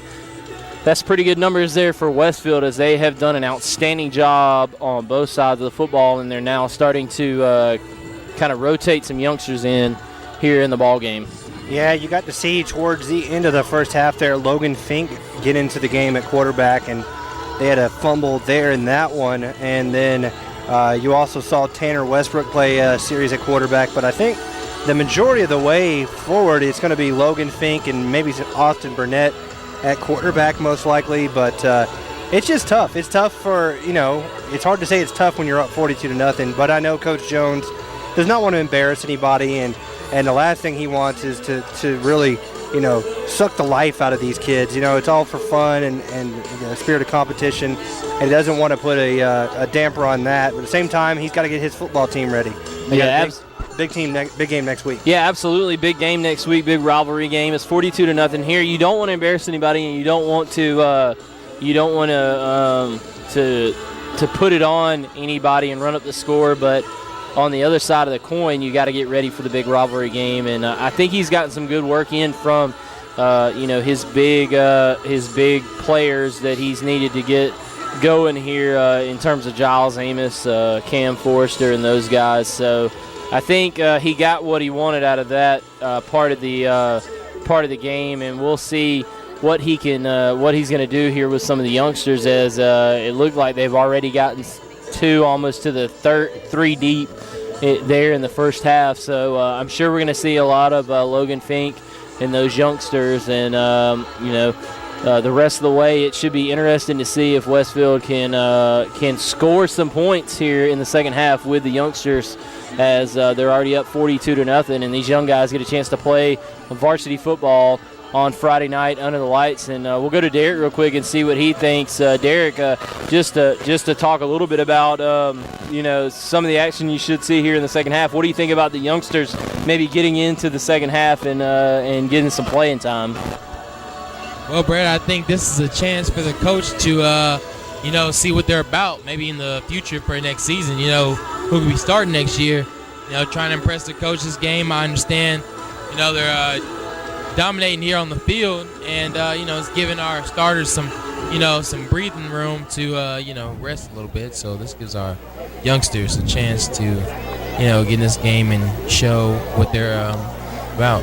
Yeah, absolutely. That's a good point. It's kind of that platform, like you talked about, Derek, to get out there and show Coach Jones what they can do from a varsity perspective on Friday nights. And a lot of these guys play B-team ball, JV, if you will, and tonight they're getting out on the field on varsity Friday night football, getting a chance to show the coaches what they can do. And as it is every week, you're going to see this is going to be recorded, and Coach Jones will be able to go back and look and see what some of these guys did in these situations, and hopefully some of them can impress him here in the second half. We're speculating that there will be a running clock in the second half. That's just going off some of the past games that Westfield has played when it's been a blowout, and hopefully that's the case here tonight. Don't want any embarrassment to go on, but some good work maybe for the second and third teamers. Yeah, we're almost set to come back here from half, as Westfield will get the ball to start the second half. So why don't we go ahead and take a break and be back with you with some second half action. You're listening to Westfield Football on the Middle Georgia Sports Network.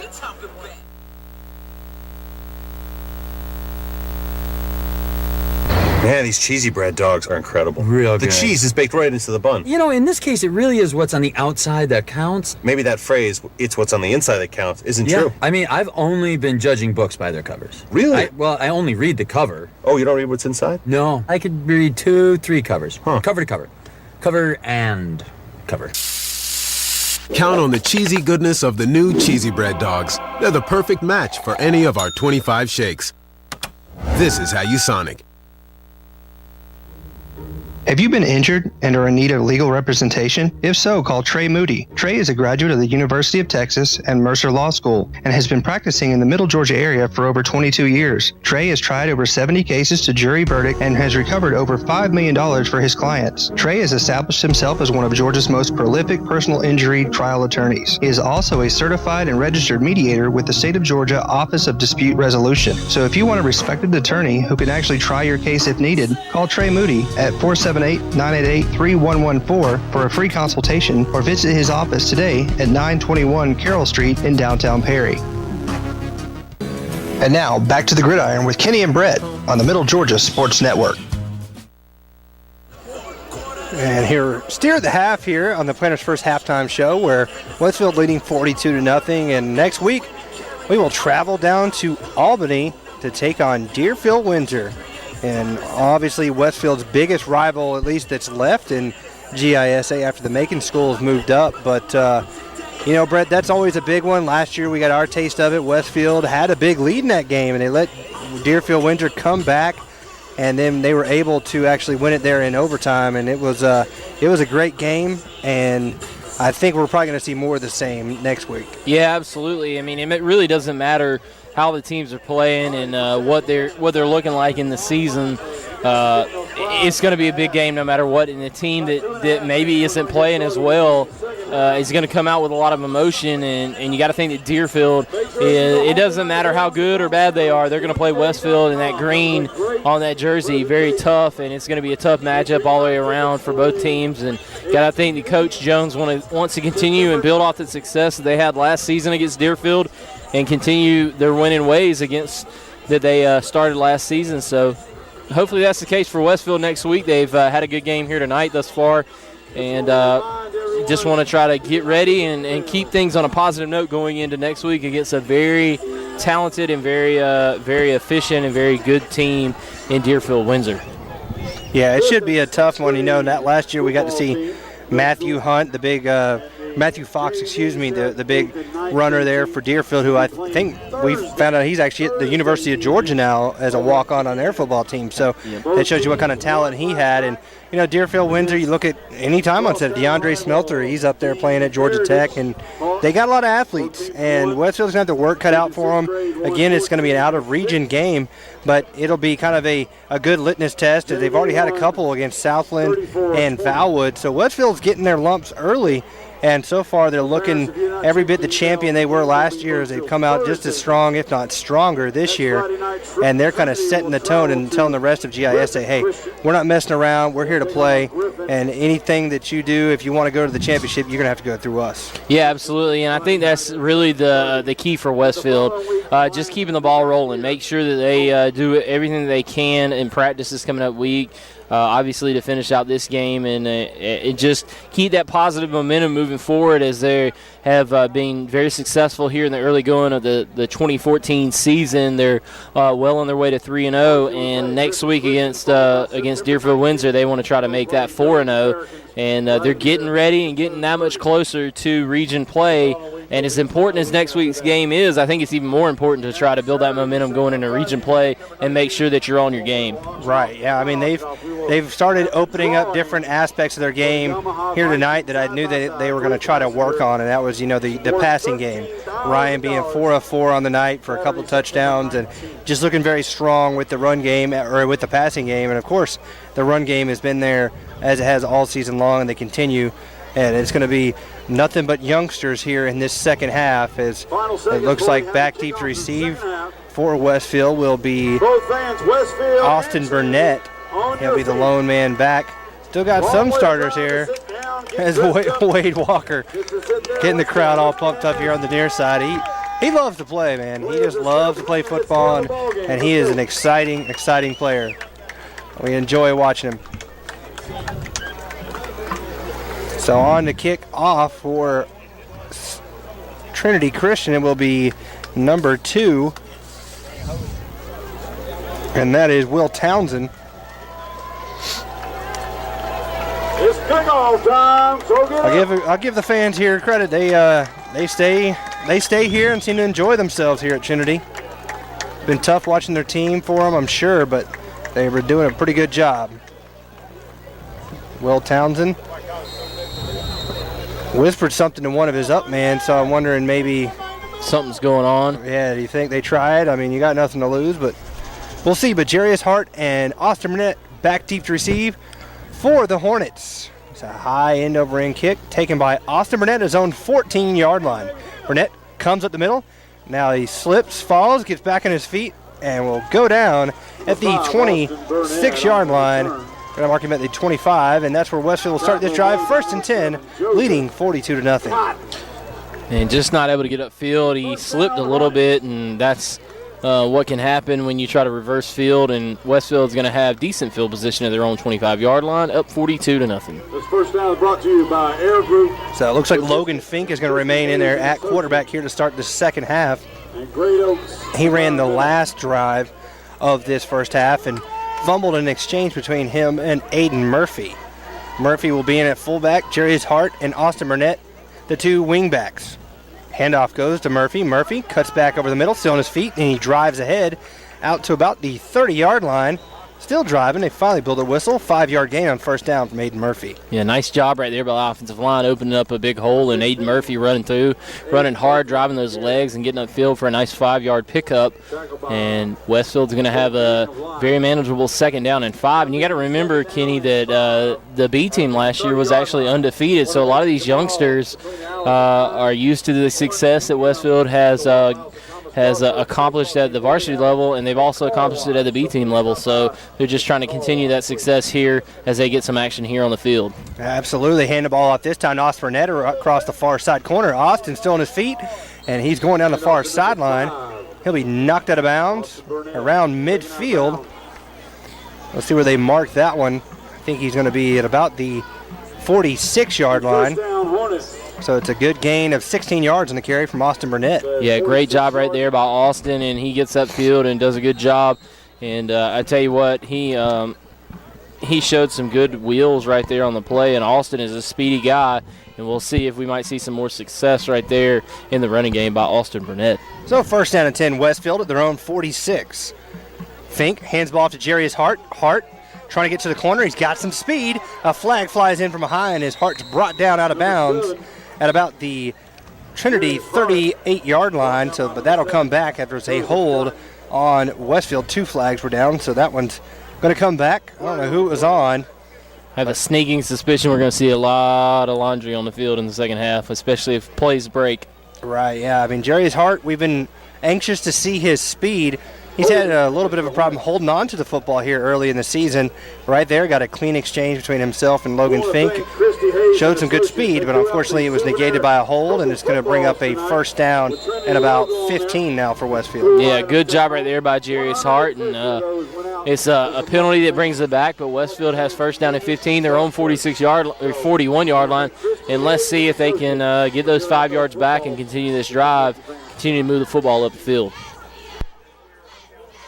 So Fink under center takes a snap, and he's going to hand it off to Burnett. Burnett up the middle, and he'll be brought down at about the 45-yard line there by number 22, Zach Byram. Byram doing a little fist pumping there. I want to contain that excitement. I know you're excited about playing football, but it's all relative, my man. All relative. You don't want to give the fist pump when you're down by 42. Yep, not exactly the time to be doing that, but excitement for the youngster getting in on the play, and nice 4-yard pickup right there by Burnett. And Westfield's going to have 2nd down and 11 from their own 44. They put Burnett in motion. They pitch it to him now. Burnett's got some speed. He's trying to get to the corner, but a good job of tackling that time is coming up from the safety position that time was number 7, Joseph Cotton. Came up out of nowhere, and Burnett is going to be brought down for a loss as it's 3rd down and 5. I think somebody goes to Falcons games, and I believe it's the PA announcer. I think the announcer's taking requests, Kenny, if you want to call in. Yeah. I was going to make a reference to Casey Kasem, but that's horrible. Yeah, he kind of sounds like a late-night traffic DJ or something. Sounds like Rick Dees in the weekly top 40? No. Never. All right, 3rd down and 15. Quick handoff to Murphy. Murphy's on his feet. He's going to be close to a 1st down. I think he's got it. It'll depend on the spot. He might be about a half a yard short. They had the ball at the 44-yard line, and it looks like he got to the 46. Wow. So it will be fourth down and about a yard, but I think Coach Jones is going to send in Logan Fink there. Might as well. I mean, this is one of those things that you always had that argument of, are you running up the score? Are you not running up the score? And when it comes down to it, he's trying to get his young guys some playing time as well as try to grind this clock for both teams. Murphy gets the handoff, got enough for the first and more.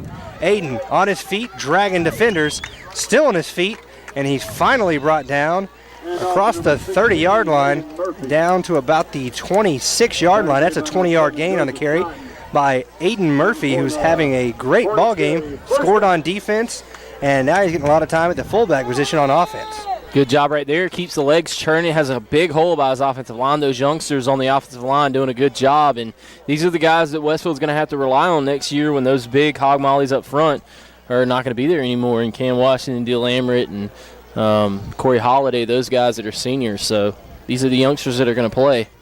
Fink under center. Gives it off to Jarius Hart. Hart trying to get to the near side corner. Cuts it back a little bit now. Kind of looked like he might have pulled up. But he gets a pretty good gain of about 9.5 yards or so. He's okay.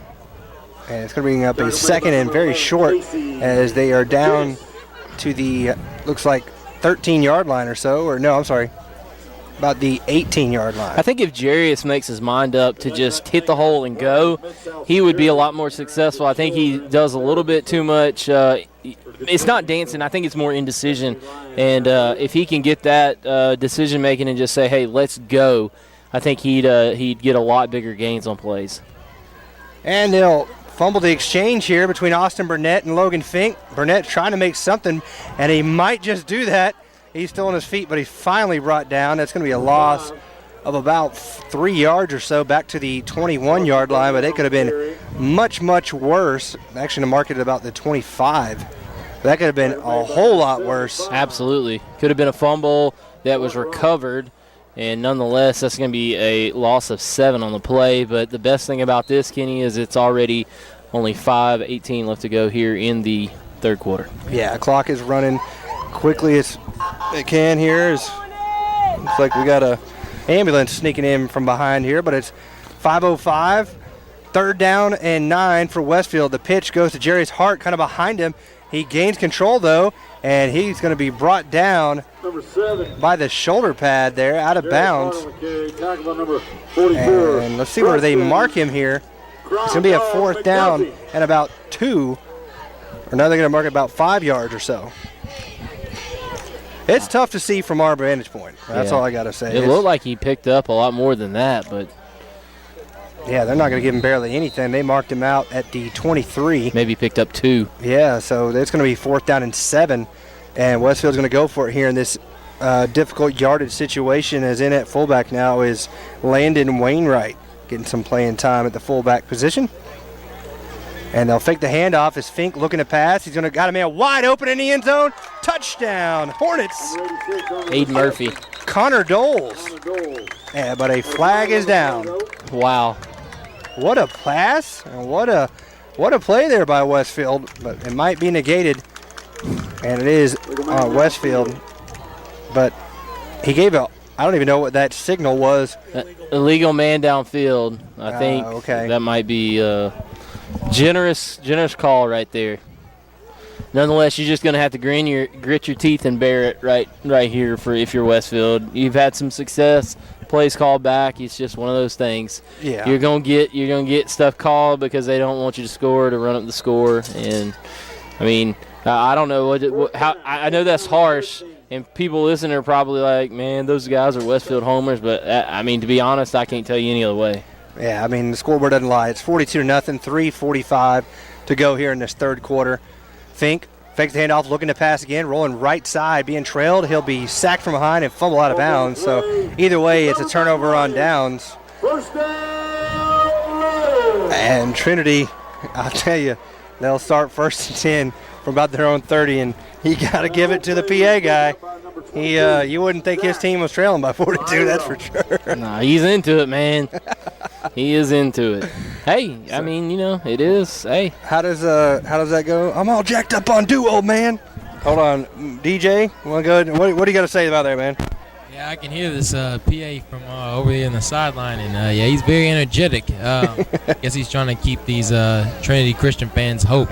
Yeah, he not much of that left, unfortunately, for the guys in black and purple. But yep, good drive right there by the youngsters. Yeah. They score a TD, gets called back, but hey, I mean a lot of good stuff on that play. You got to clean up the fumbles, but nonetheless, good job right there by the youngsters. And it ate up almost all of the third quarter. That's absolutely the big thing. Hurston gives off to Henriquez. He is hit hard and brought down. There is number 46 with the first man, Landon Wainwright, along with Connor Doles and Aiden Murphy. Maybe he'll be a new, I guess, what do we call him? His brother was Bull, so is Landon going to be... Calf? No, he won't be Calf. He's got to be like Longhorn or something. I don't know. The Mule? Maybe, yeah. Kind of a younger, smaller version. Hey. Yeah, he's actually bigger, I think. I don't know, because, Peyton wasn't a very big guy, but, man, nobody played with more intensity. Hustle. I mean, that for such a little guy to be down there at the guard position and at the defensive end position, just all over the field all the time, he was fun to watch. Looked like a young Tim Thompson. The pitch goes to Cotton. Westfield's all over that, almost a face mask, and they do call it. I think it was around the shoulder pad, but that's going to be 15 as it looked like number 55, Ben Campbell, might be the guilty party on that one. Hopefully he's okay. He's a little slow on the field right now. Yeah, that's unfortunate. Good play right there by Campbell, and he gets called for the face mask. But I tell you what, good job by the youngsters on defense, and you can't really ask for anything more. I mean, they might have made it, but they made it hustling and might have made the face mask, running after the football and playing very hard. It looks like there's an injury down on the field, and so we'll take a quick break with the injured player. You're listening to Westfield Football on the Middle Georgia Sports Network.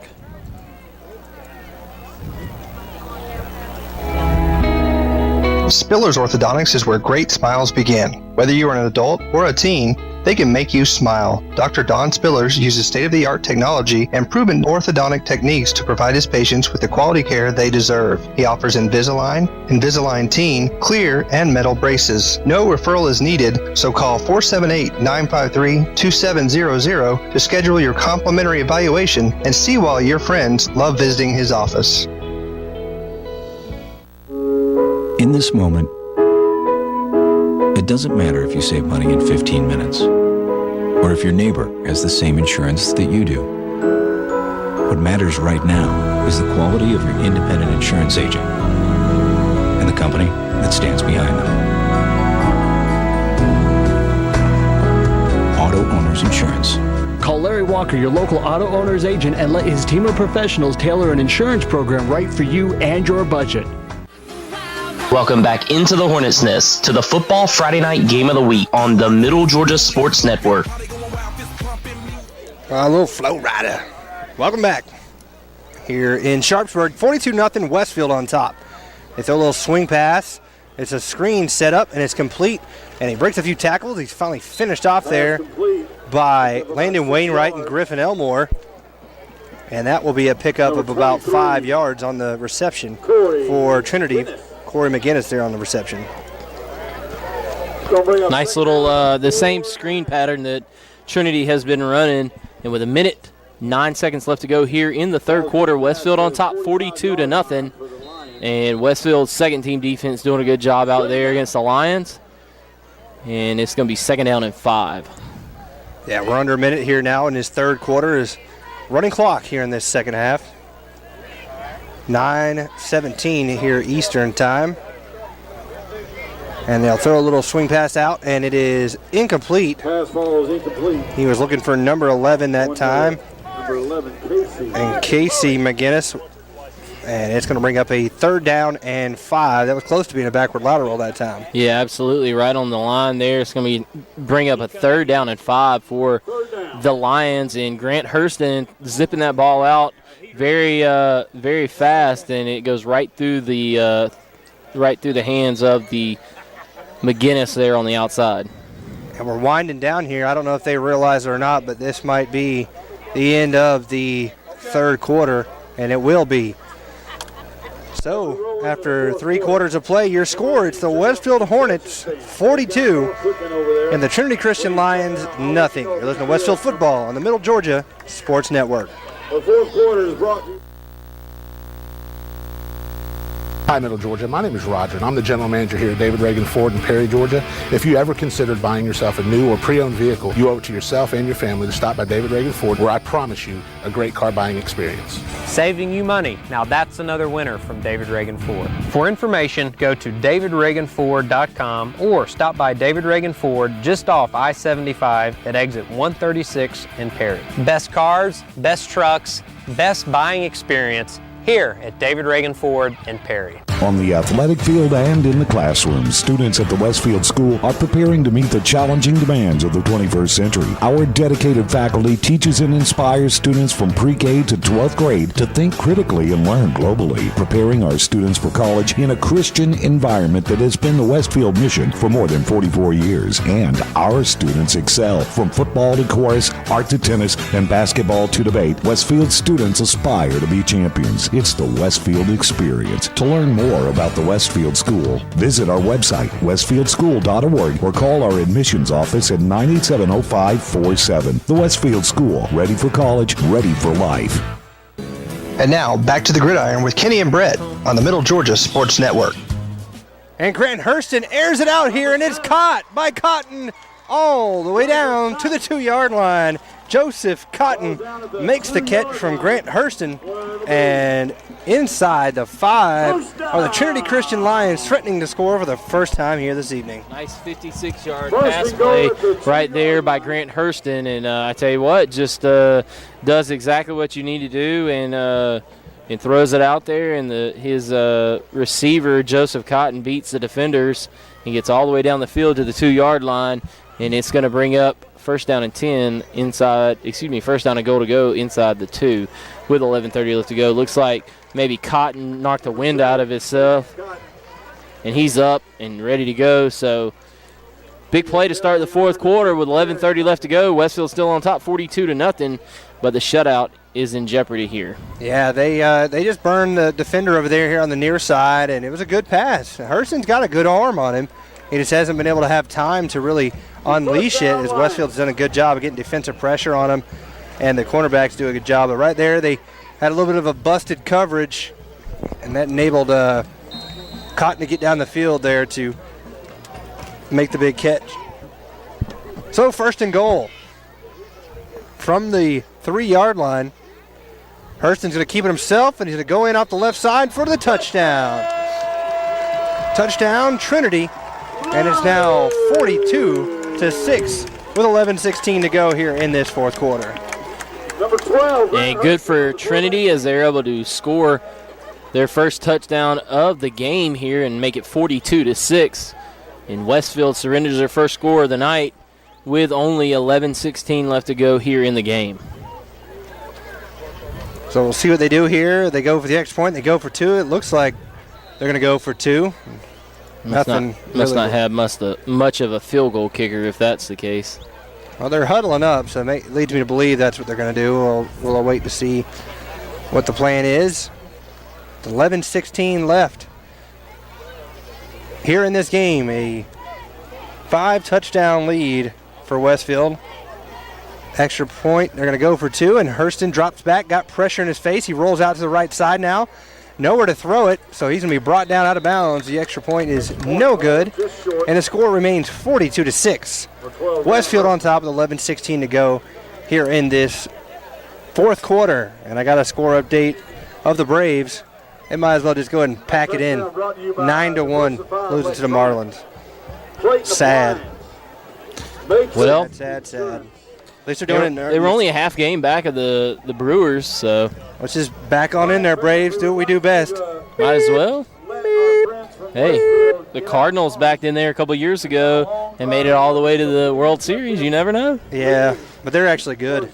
Hey, they play well. Hey, you sound like what was the guy's name? Randy Quaid. Yeah, I'm a disgruntled Braves fan. Have been for 20-something years. And next year, come April, I'll be guess right what back. you're going to be doing? Exactly. Hey, man, we want to have a chance this year. We made some good off-season acquisitions. Well, you know, the best thing that would happen. It wouldn't be an BJ acquisition. It would be a de-acquisition. Is getting rid of BJ. Oh, he's awful. Yep, they got rid of half of that awful, and they need to get rid of the other half. Unfortunately, I think to do that, they'll have to get rid of somebody with him of value, and I think that might be somebody like Evan Gaddis. But we'll see. We'll see. I don't know if Freddie Gonzalez will be back. I wouldn't want him personally. He's too tentative in my book. You got to be fiery. Say, you stink, sit on the bench. It's not that tough. Well, he kind of did that with Dan Ugla. Yeah. After, 2.5 years of stinking? Well, when you're paying them at what they were paying them. Yeah, that's true. Kind of want to get something out of them. That's a result business, my man. I don't disagree. So Westfield leads 42-6. They tried a little directional kick, and Jerry's Hart will have it go through his hands, and he'll pick it up now, and he'll actually just let it roll into the end zone for the touchback as a flag is thrown down at the 26-yard line. I think that might go against Westfield and might go against Connor Doles.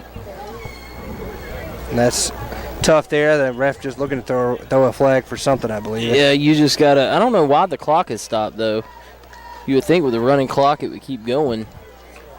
Well, I think you got a rookie up there running the clock, honestly, because it's supposed to be the running clock, as you said, and the clock is only supposed to be operated by the official. Yeah. So this crew must not have had a clock operator come with them from whatever organization or association they're a part of.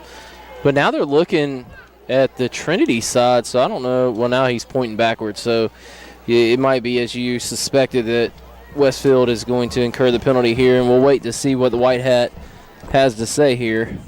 Well, I thought it was odd because Jarius Hart touched the ball, and then he let it roll into the end zone. So I was a little lost on that, but they call a block in the back, and that will give them the ball at the 10-yard line. And that's where Westfield will start this drive, leading 42-6. I've always found it odd that how can you have a penalty on a play that was a dead ball, basically. You know what I mean? Yeah. That's what's odd to me. But nonetheless, it is what it is. The clock's running. That clock is running now, under 11 minutes. Fink gives it off to the right side, and that is Landon Wainwright.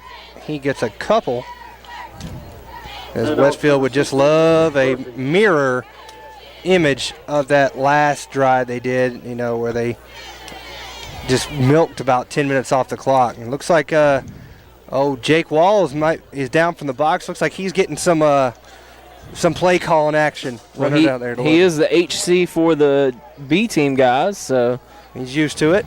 They're probably used to him, so it gives them a more comfort level with Coach Walls down there. And we got Jake Walls' family down here right in front of us, so good to see him in action. The handoff goes to Jarius Hart, and Hart dances around. A lot of dancing and not much gaining. And it looks like he actually might have lost a yard on the carry. Tried to make something out of nothing, but couldn't turn it around. Yeah, and they've got to figure out whatever is plaguing Jarius with holding on to the football. He's got a lot of talent, and if they could ever harness that, that would be great for this offense. What you got, DJ? Yeah, I just want to say, Jarius Hart, just as a running back, you can't be doing all that dancing. You're trying to gain some yards. They're just giving the defense. The defense time to get back into this game and make the tackle. And the handoff there quickly goes to Austin Burnett. Burnett gets out to about the 15-yard or 20-yard line, and it's going to bring up a fourth down. And on comes the punt team for Westfield here. Is it fourth down and 1 actually? And his clock runs now right at 9 minutes remaining in this one. On the punt will be Giles Amos. Hadn't seen Giles all half long, so he's making sure to do some leg stretches here as he's going to try to unleash a big kick. Yeah, I think he's going to kick it past these two guys. They're standing at the 45-yard line. Bad snap, but he gets it away. It's a high end-over-end kick, and it takes a Westfield bounce and will go out of bounds at the 34-yard line, 35-yard line. It's a good punt. Very good punt. I think he got it a good, 44 yards or so. Yeah, after a bad snap, and really he kind of caught it off the end of his foot, went end over end. It wasn't very far in the air, but it rolled a long way, and when you have an ugly punt like that, sometimes you get a good roll out of it. Yeah, it worked out well, and now Trinity will start this drive at their own 35-yard line with 8:10 remaining here in this one. 42-6, Westfield on top. Tim signaling over here that he's got some kicking skills to speak of. Well, Tim, appreciate you doing the camera work here tonight as Westfield will improve to 3-0. Tim did his getting his deltoid workout in here tonight, keeping his arms up above his head for the past 3 hours or so. Is that deltoids? Is that right? Pansy is what it is. Put a man in motion and throw a little screen pass out to the far side. It's complete to McGinnis over there, and he's got a big gainer down in the far sideline, and he'll finally go out of bounds. Griffin Elmore brings him down, but that's a big gainer there by McGinnis. And Westfield lets up probably their second big play here in this second half. Yeah, 15-yard pickup right there by McGinnis. And I tell you what, this passing game from Trinity doing a good job getting the ball out there on the wide side. And Westfield's just got to break down, make tackles. They're kind of stretching with their arms and not doing a good job of delivering a lick and driving through to the ground. And that's got to be frustrating if you're Coach Jones and Coach Walls over there. But these youngsters will learn and they'll move along and play better. So first down and 10 at the Westfield 49 for the Trinity Lions. Same play again, but this time to the near side. And missing the tackle there was John Allen Snellgrove. He hit him. He dropped the ball, though. Did he? He never caught it. And they don't throw. That's kind of a crazy play there. Ball was thrown behind the line, so therefore it was alive. Oh, there you go. It was. I don't know about that. Well, they said it was thrown behind the line, but that's a 5-yard gain and what should have been about a 5-yard loss. A ball thrown behind the line of scrimmage, it doesn't matter if it's thrown forward. It's still an incomplete pass. It can be thrown behind the line of scrimmage all they want, but it just can't be thrown backwards. That was thrown the exact same way that previous ones that were called incomplete once they hit the turf were earlier. But nonetheless, I mean, you're just going to have to suffer through the rest of these 6 minutes with the officials and try to get out of here with no more scores on the board. Hurston looking to throw, going deep down the near side and knocked away. Great play that time by Griffin Elmore to knock that one away as they were looking down the near sideline for number 11 that time, Casey McGinnis. Yeah, good job right there by Griffin Elmore. And again, I don't know why. Looks like there's a flag down on the play. It's in the backfield too. Not sure what the call is going to be, but it looks like it came from the head ref.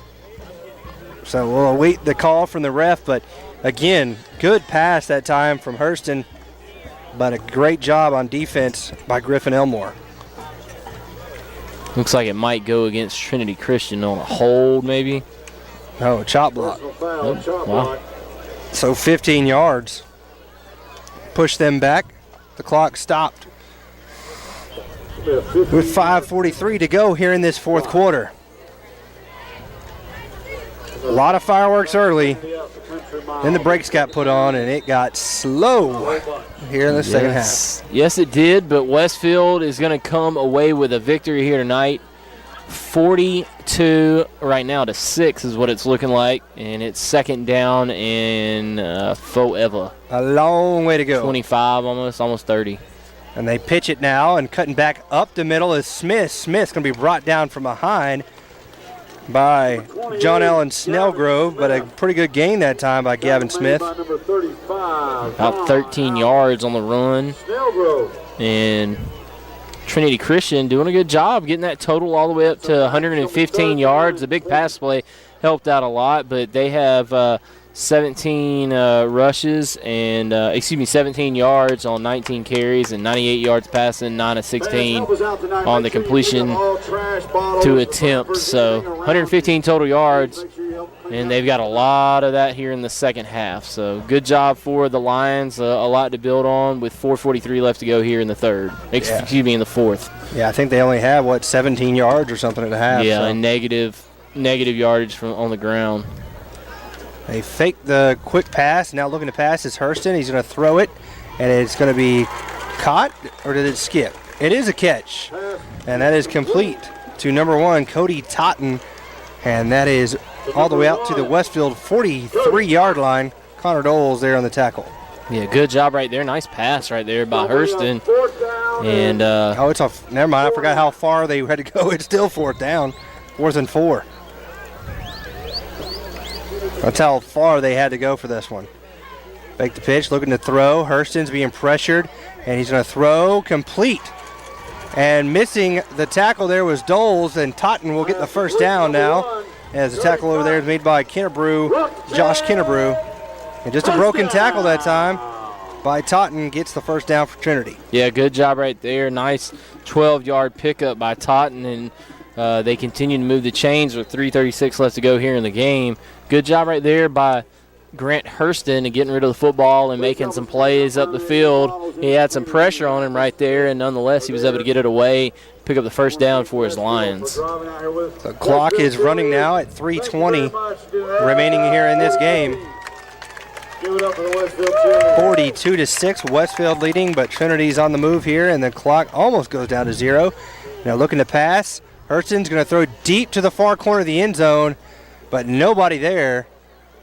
He was looking over there to Totten again, and that falls incomplete. Hurston was looking for a flag. I think anytime he gets touched, he's wanting to have that flag thrown. Yeah, I mean, you stand back there long enough, and he's not one of the things that I don't like about the way he kind of approaches the throwing is he's very lackadaisical, it seems. It's like he's got no urgency back there.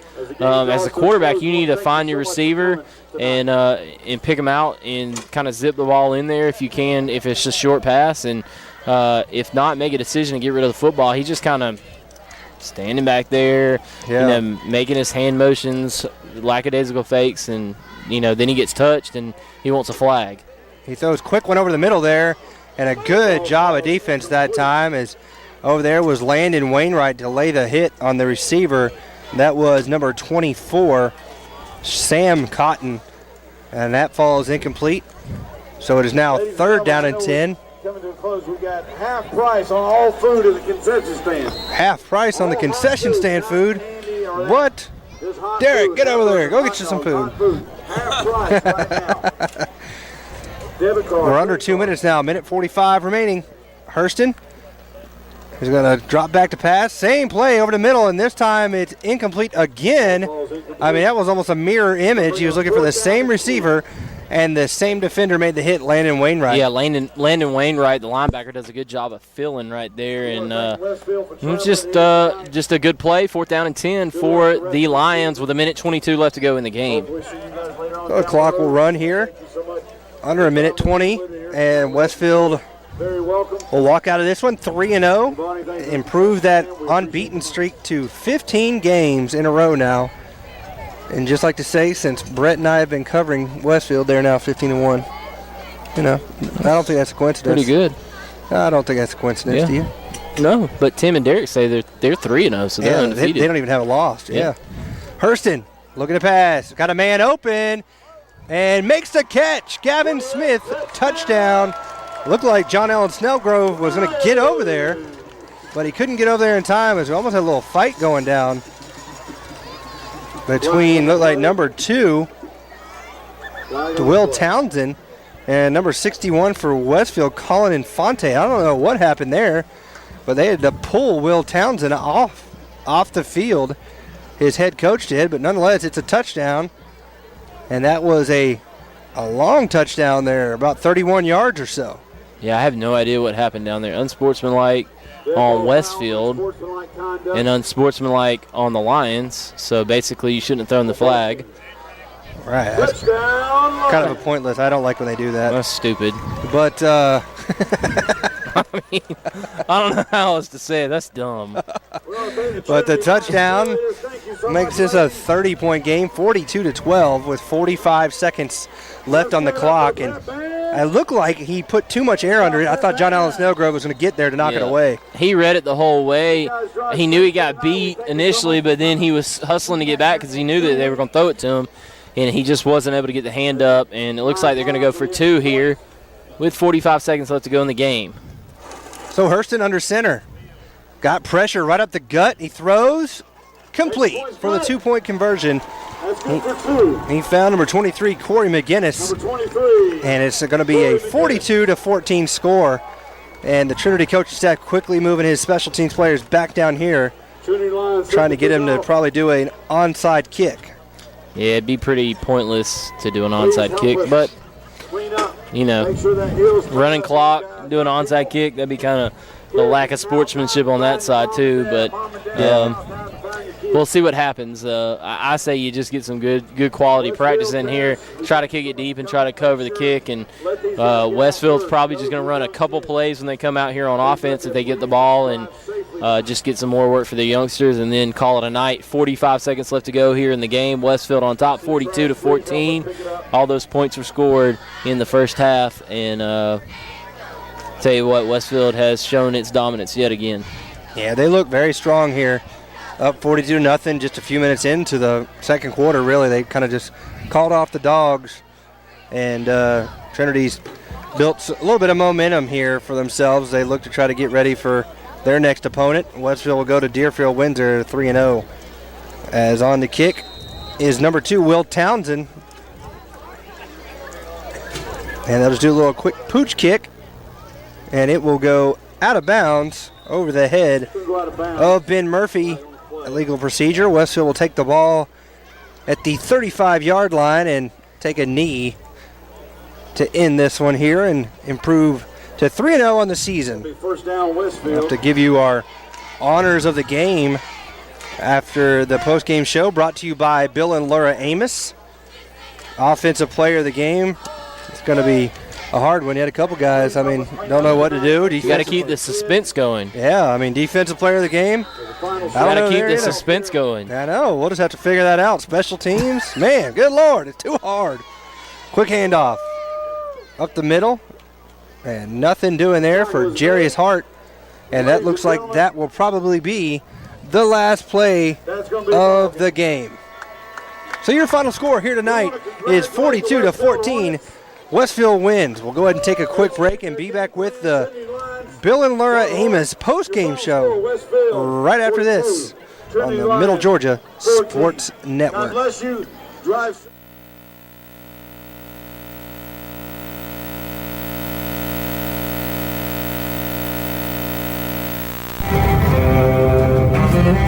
Well, it doesn't get any bigger than next week as the Hornets hit the road for a huge rivalry game with their longtime nemesis, Deerfield Windsor. The Knights look to get revenge for an overtime defeat last season, while the Hornets hope to continue on their blistering pace in the early part of this year. Be sure to tune in starting with the Brandon Outfitters pregame show at 7:10, followed by the kickoff between the Hornets and the Knights at 7:30, only on the Middle Georgia Sports Network.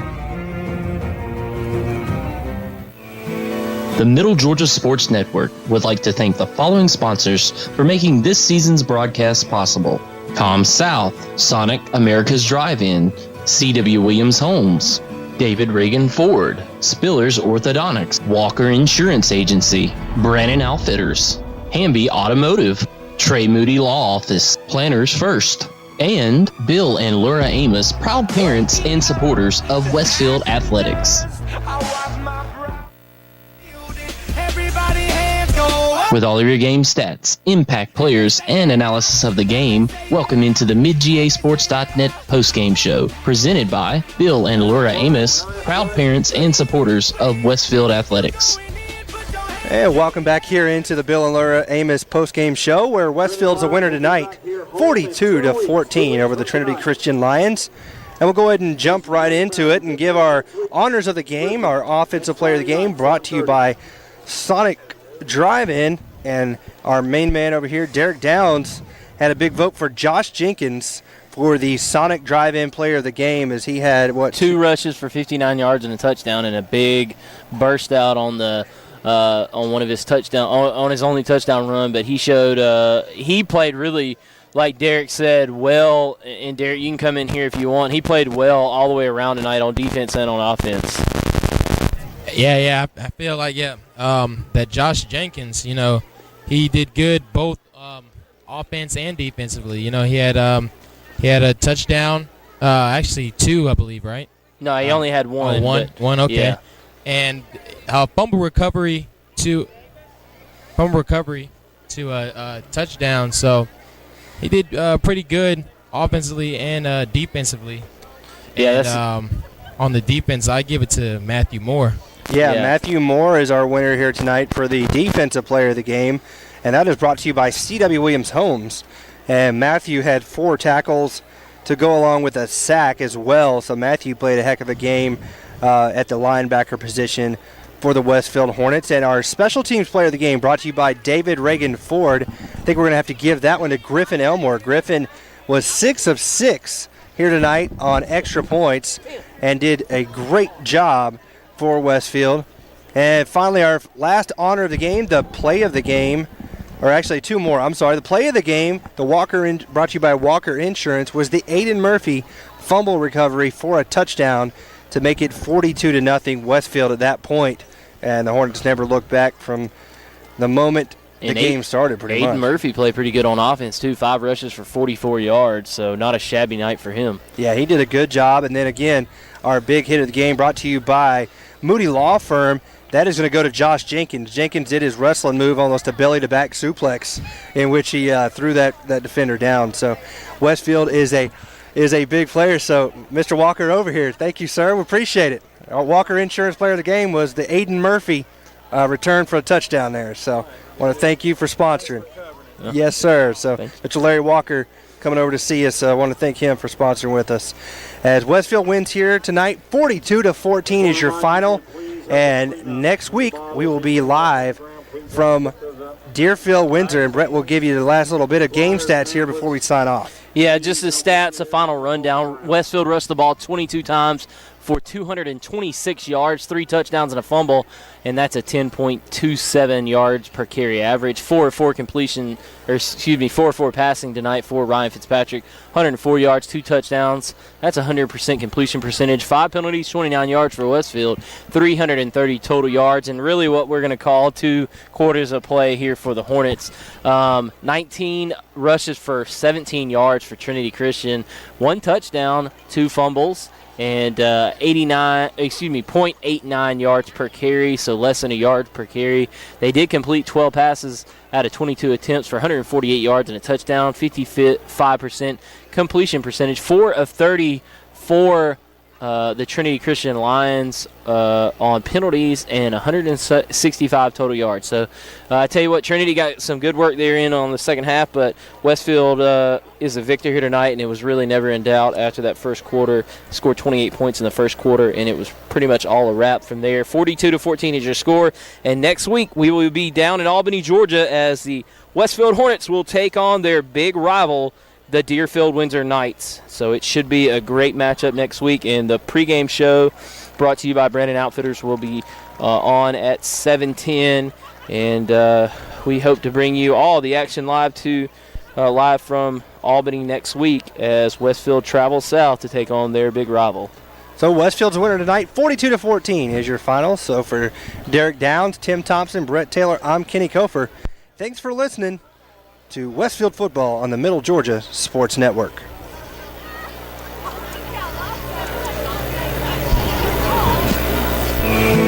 The Middle Georgia Sports Network would like to thank the following sponsors for making this season's broadcast possible: Com South, Sonic America's Drive-In, C.W. Williams Homes, David Reagan Ford, Spillers Orthodontics, Walker Insurance Agency, Brandon Outfitters, Hamby Automotive, Trey Moody Law Office, Planners First, and Bill and Laura Amos, proud parents and supporters of Westfield Athletics.